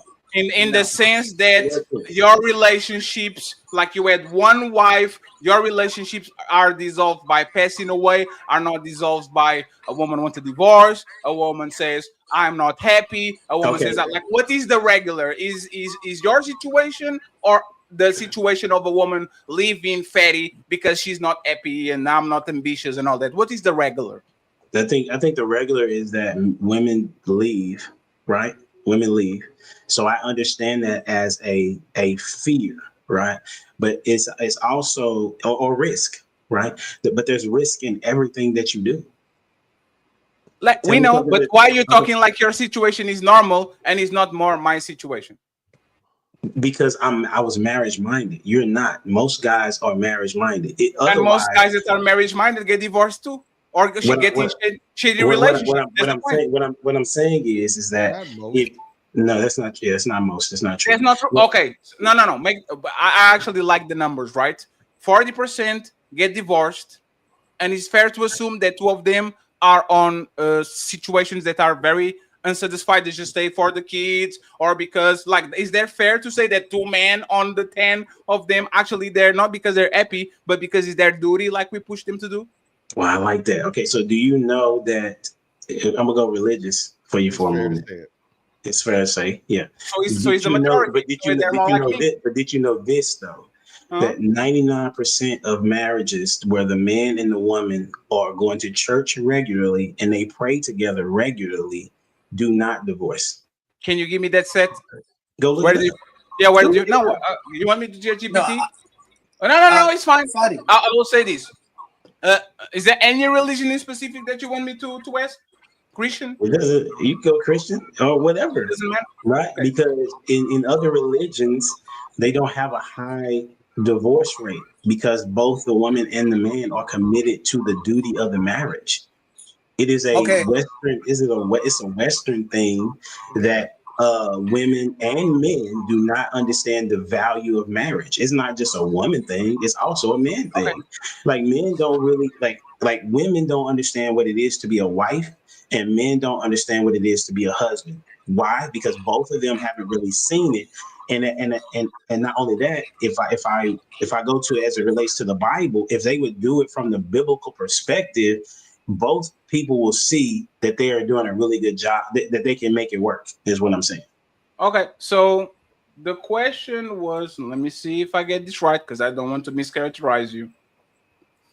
The question was, what is the divorce rate of religious people in the US? Overall divorce rate. That's not gonna be a fair 40 to 50%, and then religious 25, 28, 19. This is why it's really what's the word I'm looking for? When you're actually trying to do a study, right? You can't just Google something because it's going to give you different things, right? So my statement was that, first of all, did you know, I think it's about 68% of the United States says that they're Christian, right? Or 2 out of 3 people say that they're Christian, but they don't live a Christian lifestyle. So when you look at that particular study, that's what I looked this up. So what makes me not be marriage-minded? I will go with you. I agree. Just because I claim I'm a Christian doesn't mean I'm a Christian. Right. So if I don't say I want, if I say I don't want to get married, why do you believe me? Why didn't you question that? I might be lying, just like these Christians are lying about being Christian. I can be lying about not wanting to get married. Why do you do these? Oh, these people, they are not really 2 Christians, even though they claim it. But Fatty's saying that he doesn't want to get married. You are not marriage minded. I might be lying to you. We transitioning. Okay, so if people actually lived out the gospel, you would see TV be different. You would see music be different. Like, you would see a different type of world. I lived in India, and those people, when they say they worship the cow is not being eaten. You know what I'm saying? Like, they literally take their religion seriously, and you can see it, is what I'm saying. But when you come to America, Christianity, when you're talking about the study of what you just saw, that's not going to be accurate. That's why I said that if you look at the studies where the man and the woman are going to church together and they are praying together, they have a high likelihood of not getting a divorce, is what I'm saying. So when you talk, go ahead. Fatty, let me just say this. Let me jump in there because we align. Fatty, we both atheists, so let's take it off the marriage thing. So you said that if you say how do you know I'm not marriage minded? Because I said I don't want to get married, because that shows intentionality. When the things you say become manifest, it's one of those things. So because there's no reason to say, there's no negative thing to saying I'm marriage minded or I want to get married. If you're saying you're marriage minded, you put it out to world and you put that energy out that I'm not the guy that's going to marry you. So you're not even going to even attract women who are thinking about marriage, because that's not what I said. Well, you just said, how do you know? No. Hey, I'll always dance with y'all. Limbo, you got the middle next. I'm okay with dancing with y'all, right? Think about this. How many women came to Kevin Samuels saying that they are marriage minded, and when you hear them talk, they are definitely not that marriage minded. There's nothing on them. Just because they're claiming they want to get married doesn't mean they're actually marriage minded. They just want the bag. Exactly. They just want this, right? So I agree. What is the but there's the point. So the humble dead question was an irrelevant question, because the same way I don't want to get married, right? And I can talk about marriage things and things that actually would lead you to a marriage. Me wanted married or me not wanted married is not going to change nothing, because we have women in mass saying they are marriage minded and they want husbands, and in reality they actually don't. So them being marriage minded or not being marriage minded is irrelevant, because it doesn't change the fact that the way that they move prove that they don't want to get married. They can want husbands, but then things like Kevin Samuels can expose you're not in the mind frame of a wife. You're not in the mind. You're not they even want to be wives. No. Some women would genuinely want to be marriage minded. Some women just want that, like someone would just like the idea of being married for whatever reason. But the women who think they're marriage minded can get exposed and be like, oh no, if you're thinking, oh, I don't want nobody to lead me, or he's got to do all this and that and stuff like that, you're not marriage minded. So what can happen is you expose and be like, say, you need to reevaluate what your understanding of marriage is, and get to the point where you actually are marriage minded if you really want marriage. I think people don't have a real understanding of what marriage is. People just think it's two people, what they say, watching reality TV and dying together and having a bunch of kids. That's what people think. People don't understand the commitment and the immersion that comes when you marry somebody. And that doesn't change nothing, because if you are a hammer, all you're going to see is motherfucking nails. Then you need to change yourself. You need to. Kevin Samuels was good at pointing out that you are not where you need to be to get the outcome you desire, and this is the work you need to do. No, it's not on me. No, I'm not assuming. No, one Damien. Talking about me per se, I'm on the 1 to 10 percentile of high earners. I'm 6'2". I own shit that other people don't. Looking at the regular people, I am for the most part respectful when it comes to family, business, and all that. I have 2 parents married for a bunch of years. I have a good example. I know what it is to be married for a bunch of time. Put your kids first, put your wife first. I know that. I see it and I can replicate it, right? What I'm saying is that y'all need to stop talking about the motherfucking kicker. The ball is deflated. There's no air on that motherfucking ball, right? So we are trying to create better football players that were better than Barry Sanders or whatever the name, Tom Brady. We need to get better when the ball keeps getting worse and worse and worse. So you are telling me to kick farther the ball away when the ball is deflated. It was used by the motherfucking varsity team. It was used by Colorado. It was used by everybody. And now all of a sudden I have a pre-owned ball by 70 dudes. And when I say, can I kick it? No, fatty, you have to polish the ball and treat the ball with respect and kiss the ball before you go to bed. That is not what's being said. Nobody said nothing like that. I'm not going. Nobody said that. I'm not getting it. It's not clocking to you. It's not clocking to you that I'm standing on business, is it?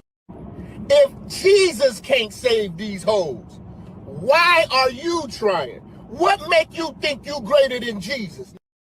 I'm not Jesus. You're not even listening to what we said, Patty. We literally said don't rock with the woman that you don't want to rock with. Where is that? Where are these women that are 30 years old with two bodies? Let me The ask you. women, Okay. where can you point So to? you're asking where are they? Do you believe they don't exist at all? I believe that at 30 years old, which is the average age of marriage, and it's not my fault, it's just what it is. These women are virtually in existence. They are already married, or so you're saying that legally. men should not get married. I believe that if you're going to get married, you should treat women and respect them like they respect themselves. If these women are respectable women and respected their body, you should come in with flowers and be motherfucking courtier and do all that. But if these women treated their bodies like, hey, fatty, it's 3 a.m. in the morning, can I pull up? You have no motherfucking business Even if coming it was in. 10 years ago. Even if it was 10 years ago and they were a totally different person. Yes, because the other dude was sucking dick 10 years ago when you told him to not date your daughter. So you are being hypocritical at that point. Damn, I got a question for Dame. So Dame, you believe that if Boogie finds a nice young lady who used to, do her thing back in the day, but now she believes in God, no sex before marriage. I want a God-fearing man. Yeah. So do you believe I should give a chance? If she meets the standard of what you need, if she meets your yeah, standard, she's a good girl now. She's not. And you are comfortable seeing no evidence that she's anywhere connected to that previous life. Yeah. I don't see why you shouldn't. Do you believe there's a chance after the marriage she could backslide back into what she used to do back in the day? I don't know. It's possible. You could too. Wait. Yeah, I said you could too. With that's like saying like you've always been an honest dude. Like have you always been an honest dude? Forgive her. She's born again. She loves God now. Let me and Boogie finish her thing. Let me and Boogie finish her thing. All right, let me and Boogie finish. Anymore. Saying is like, yes, it's possible. I can't believe it because I don't. There's no way I can judge that. There's no way I can say I believe that she's going to fall back. I don't know this person. Everybody's different. I said you believe there's a chance. I didn't say she's going to. I said there's always a chance. There's a chance. Okay. So what that chance this is my second question. This is my second question. So I have woman A, right, who has never had that kind of past. She has been a good, nice girl. She wasn't sleeping around. She didn't have to become a born-again virgin. And I have woman 2, who's now a born-again virgin. She's now a good girl. She goes to church every single day. She even does, Sunday school for the little kids. None of them have kids. Who do you think I should pick? The one who you rock with, who's doing. No, everything is the same. You can't right now. Wait, Dame. Hypothetical because it's so unrealistic. Wait, Dame. I'm just testing the logic. Dame, you said it's not logical. Wait, hold on, because these situations happen. The women who sleep around, the women who don't sleep around. You said choose based on the present behavior of a woman. The present behavior of these 2 women and the previous work she did. Yes. Hold on. They both go to church right now. None of them could hurt a fly. They respect men. Very submissive, very feminine. They give back to the homeless, right? But the difference is one used to bust it open for the real ones back in the day. One never had to do that. Which one should I choose? Everything is the same. Both beautiful, no kids. That's a nonsensical. No, it's not, because it's out here in the world. It's not. I'm testing your logic. It all depends on your value set. What your values tell you to do, you do. No, I'm going with your value set of the present behavior. Present behavior is where they both go to if you ask me what I would do, or you ask me what you should do, I don't know what you should do. No, answer for what I should do, what you should do, and what your son should do. Okay, what if I was your son? How would you advise me to go? Okay, I can get in that. I can. If my son came to me and said, "Hey, Daddy, I'm going back between 2 women. Both of them are good, wholesome women, and they meet all my emotional needs or whatever. But one of them had a past or what have you." I would say, which one do you rock with more? Which one who gives you more of what you need? Go with that. What do you mean? What do you mean? What you need? Like saying What does that mean? everybody needs something in order to commit to somebody. So And which usually for men, what is that? two women cannot give the same exact thing to me. It's just not. Yeah, It's just that's impossible. yeah, okay. So We're going off somebody's going to behavior. give you more of what you need in order to lock them down. There's always a choice. Are you to be speaking made. about feelings? Because remember, it's a marriage. We cannot just Whatever- go based on feelings. That's to be whatever- behavior. Whatever feelings They treat me the behaviors, same. They treat me the same.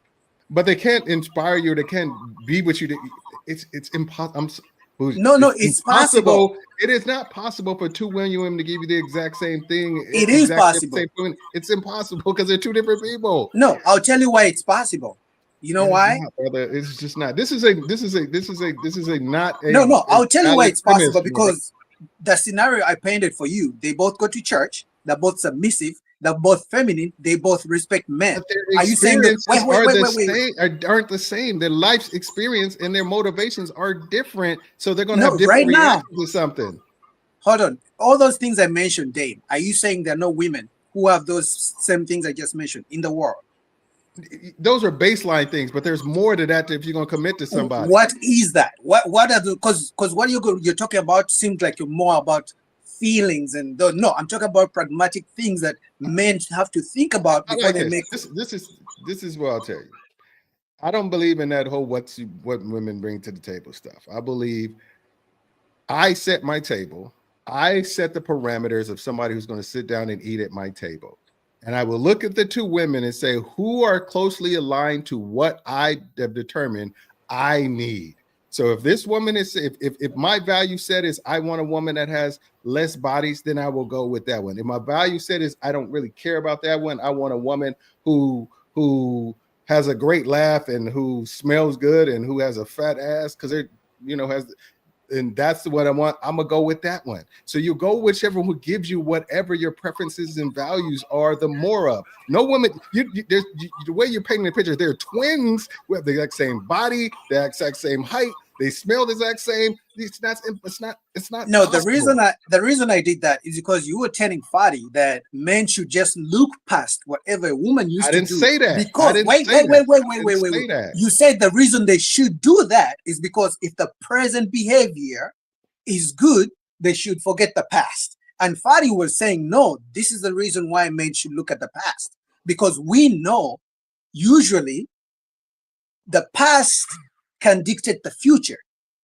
You know what I mean? So my point is whatever was in the situation can always come back. That's why I gave you those two scenarios, because men out here have to pick and choose.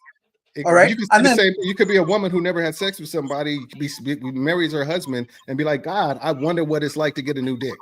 I agree. Be thinking, so I agree.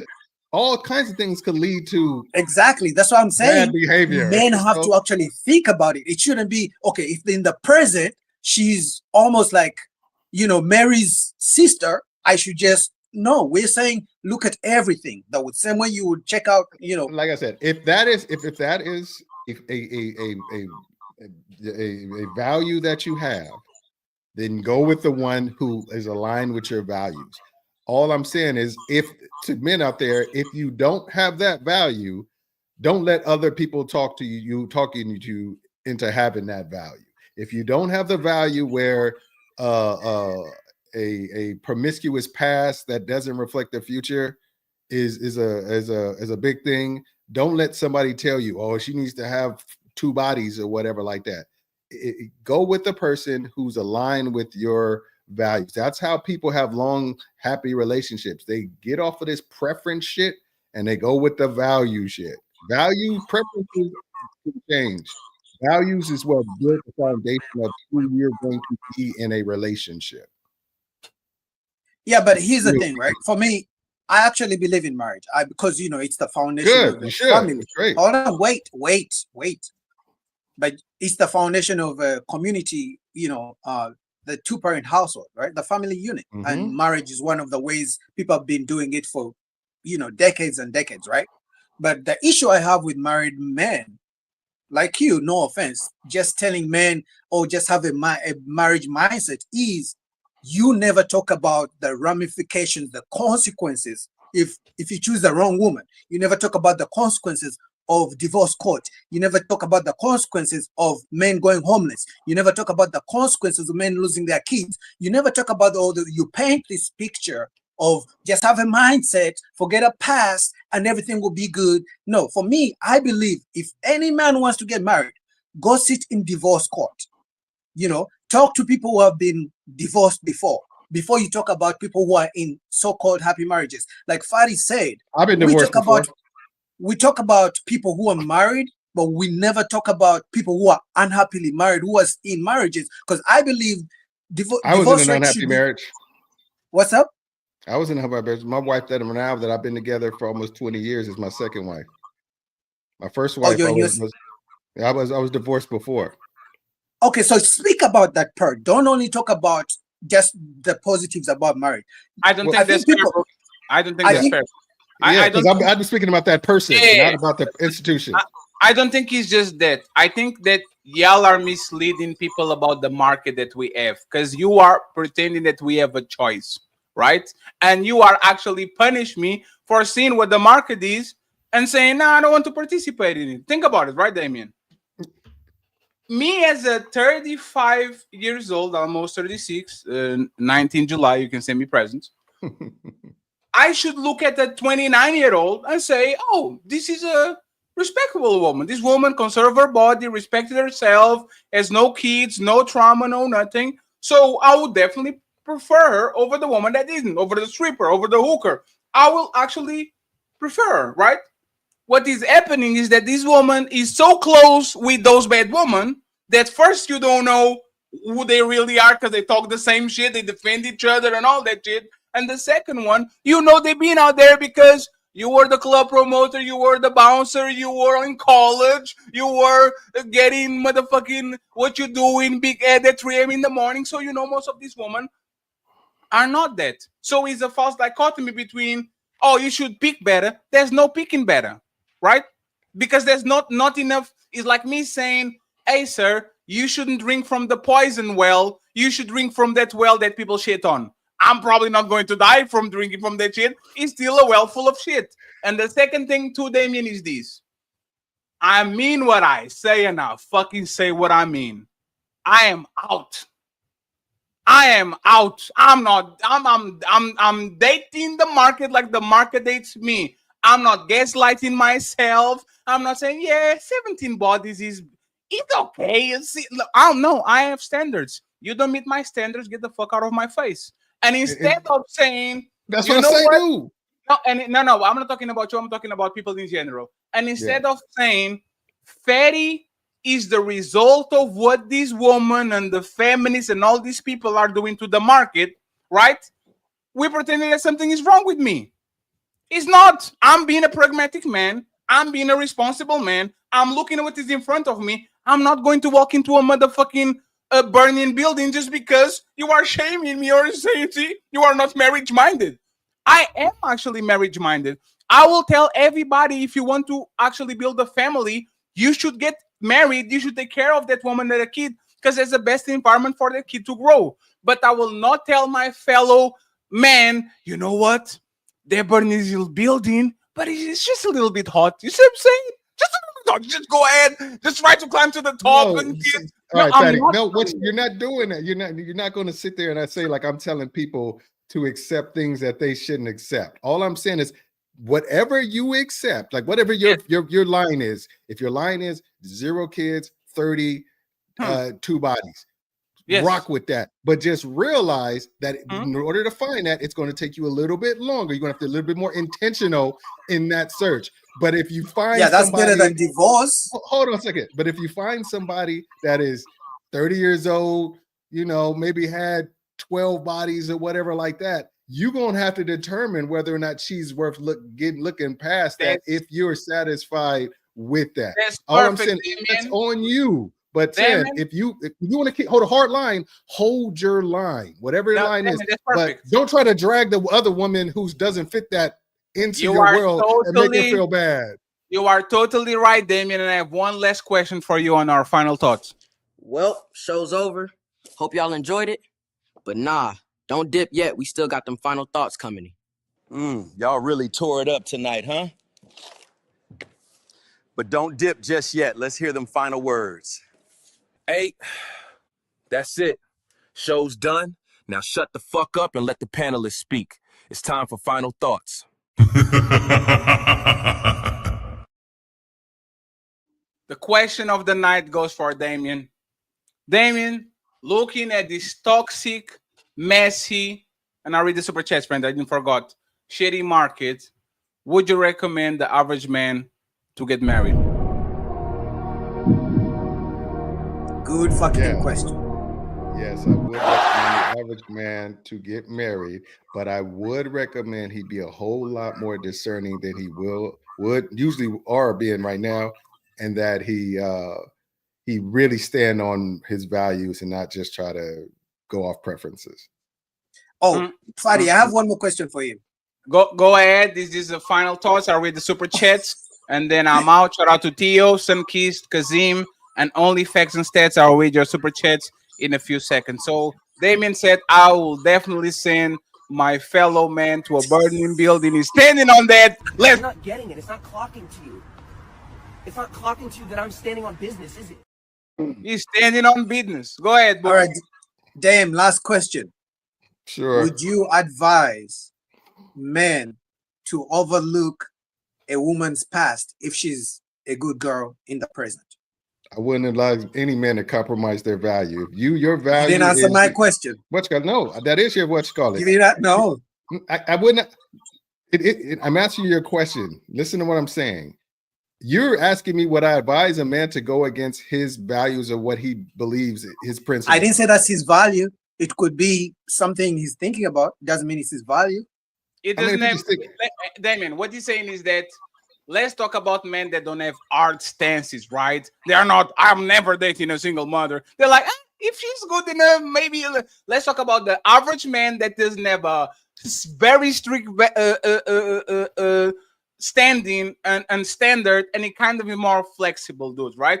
Answer the question. Okay, give it. I'd say be open, but if you find you can't hack it, bounce. If you find that it's not for you, bounce.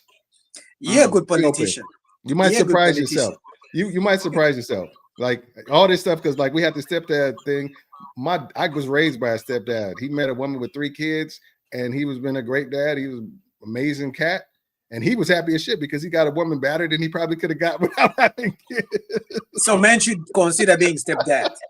I mean, if you can hang it, if you can rock with it, if you can do it, do it. But I'm not. I was a stepdad my first time, and it's not for me. But if you can do it, more probably. I'm not advocating that because I wouldn't do it. Yeah. Reese, do you have anything to say before we bounce? Not much, man. I just say RIP to Kevin Samuels. I think he had good intentions. I think the listeners turned it into something bad, man. And all the copycats. That's it. Thank you very much, Reese. I appreciate you. Mr. Damien, salute to you, sir. Great show. Pleasure. And Mr. Boogie, new friend of the show. Go ahead and follow me. There's reviews and all that. All the links of these people are pinned in the description. So please go ahead and celebrate them. We treat well the people that treat us well too. So please go ahead and support them. Okay, fellas, I appreciate y'all. Let me kick you out of the show. This is Sparta!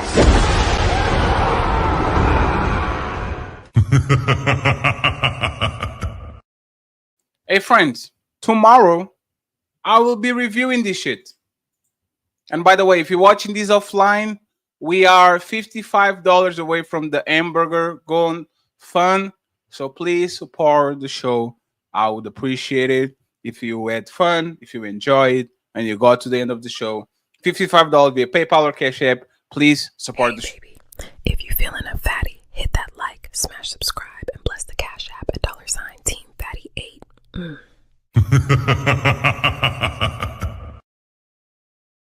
I don't know if we're going to have a Sunday show, ladies first show. So I'm probably going to do a review show about tomorrow, about what happened today. On Saturday, do the TikTok toxicity. Tomorrow, we are going to review this shit. We have to. Wait, what live are y'all in? Y'all on Fatty Live or y'all on Ali Live? What's Fatty? How do I get to hold on? I don't even know that nigga page. Hold on. Is his name the Untouchables or his name Fatty on here? Should I look up Fatty? Is that you typed in Fatty Untouchable? Okay. That's what I'm gonna do. Okay. Dude, these niggas, they AI shit crazy. That AI shit crazy. I don't know what they doing. How about you shut the fuck up and let me show you?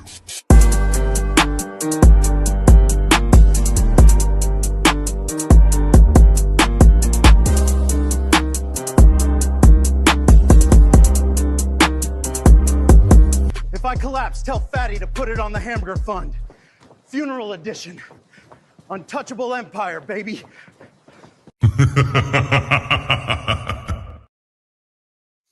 We are going to review this man because, Untwisted Pub, thank you very much. Car Connoisseur, he is the sponsor of the show. Thank you very much, sir, for always supporting the brand. Yes, we got the $30 cash app.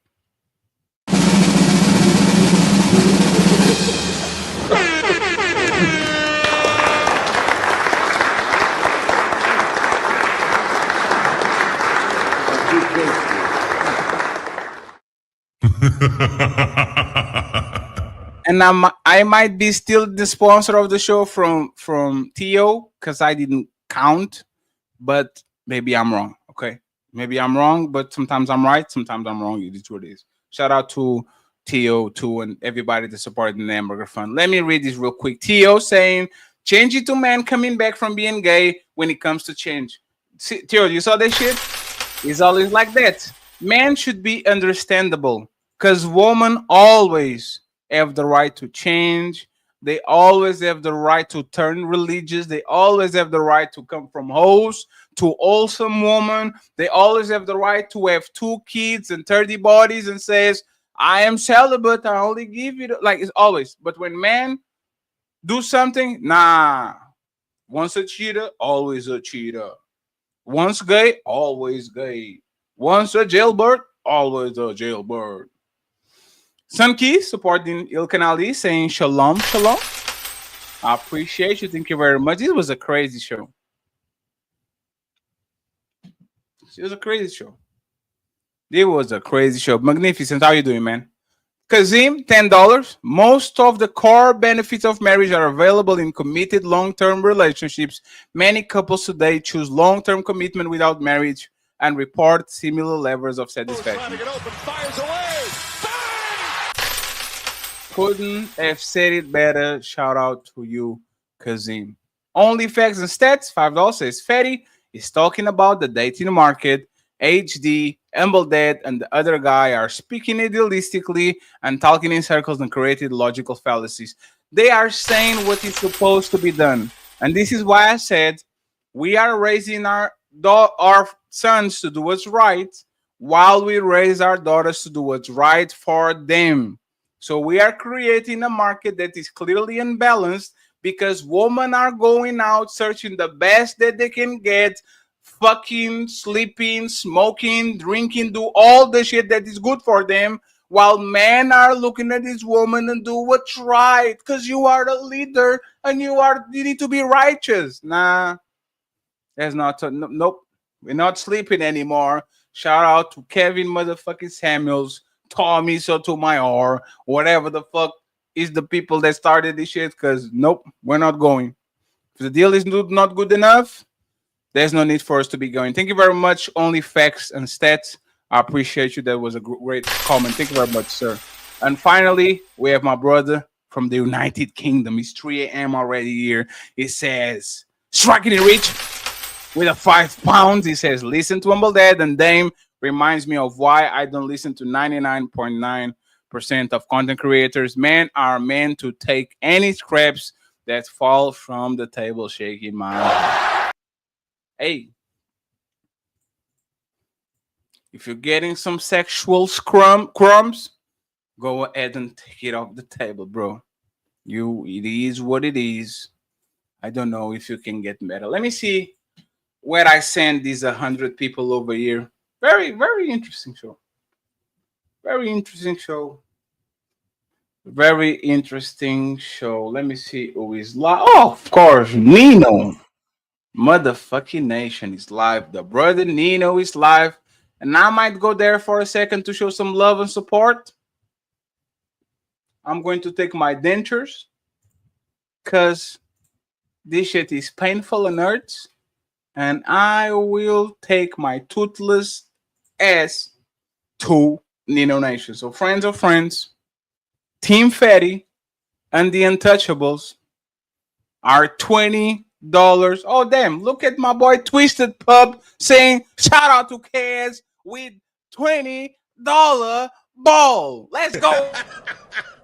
Psych! Who's calling that shit? Who's calling that shit? Who's calling that shit? Who's calling that shit? Who? Yeah. OVO Sound 2025.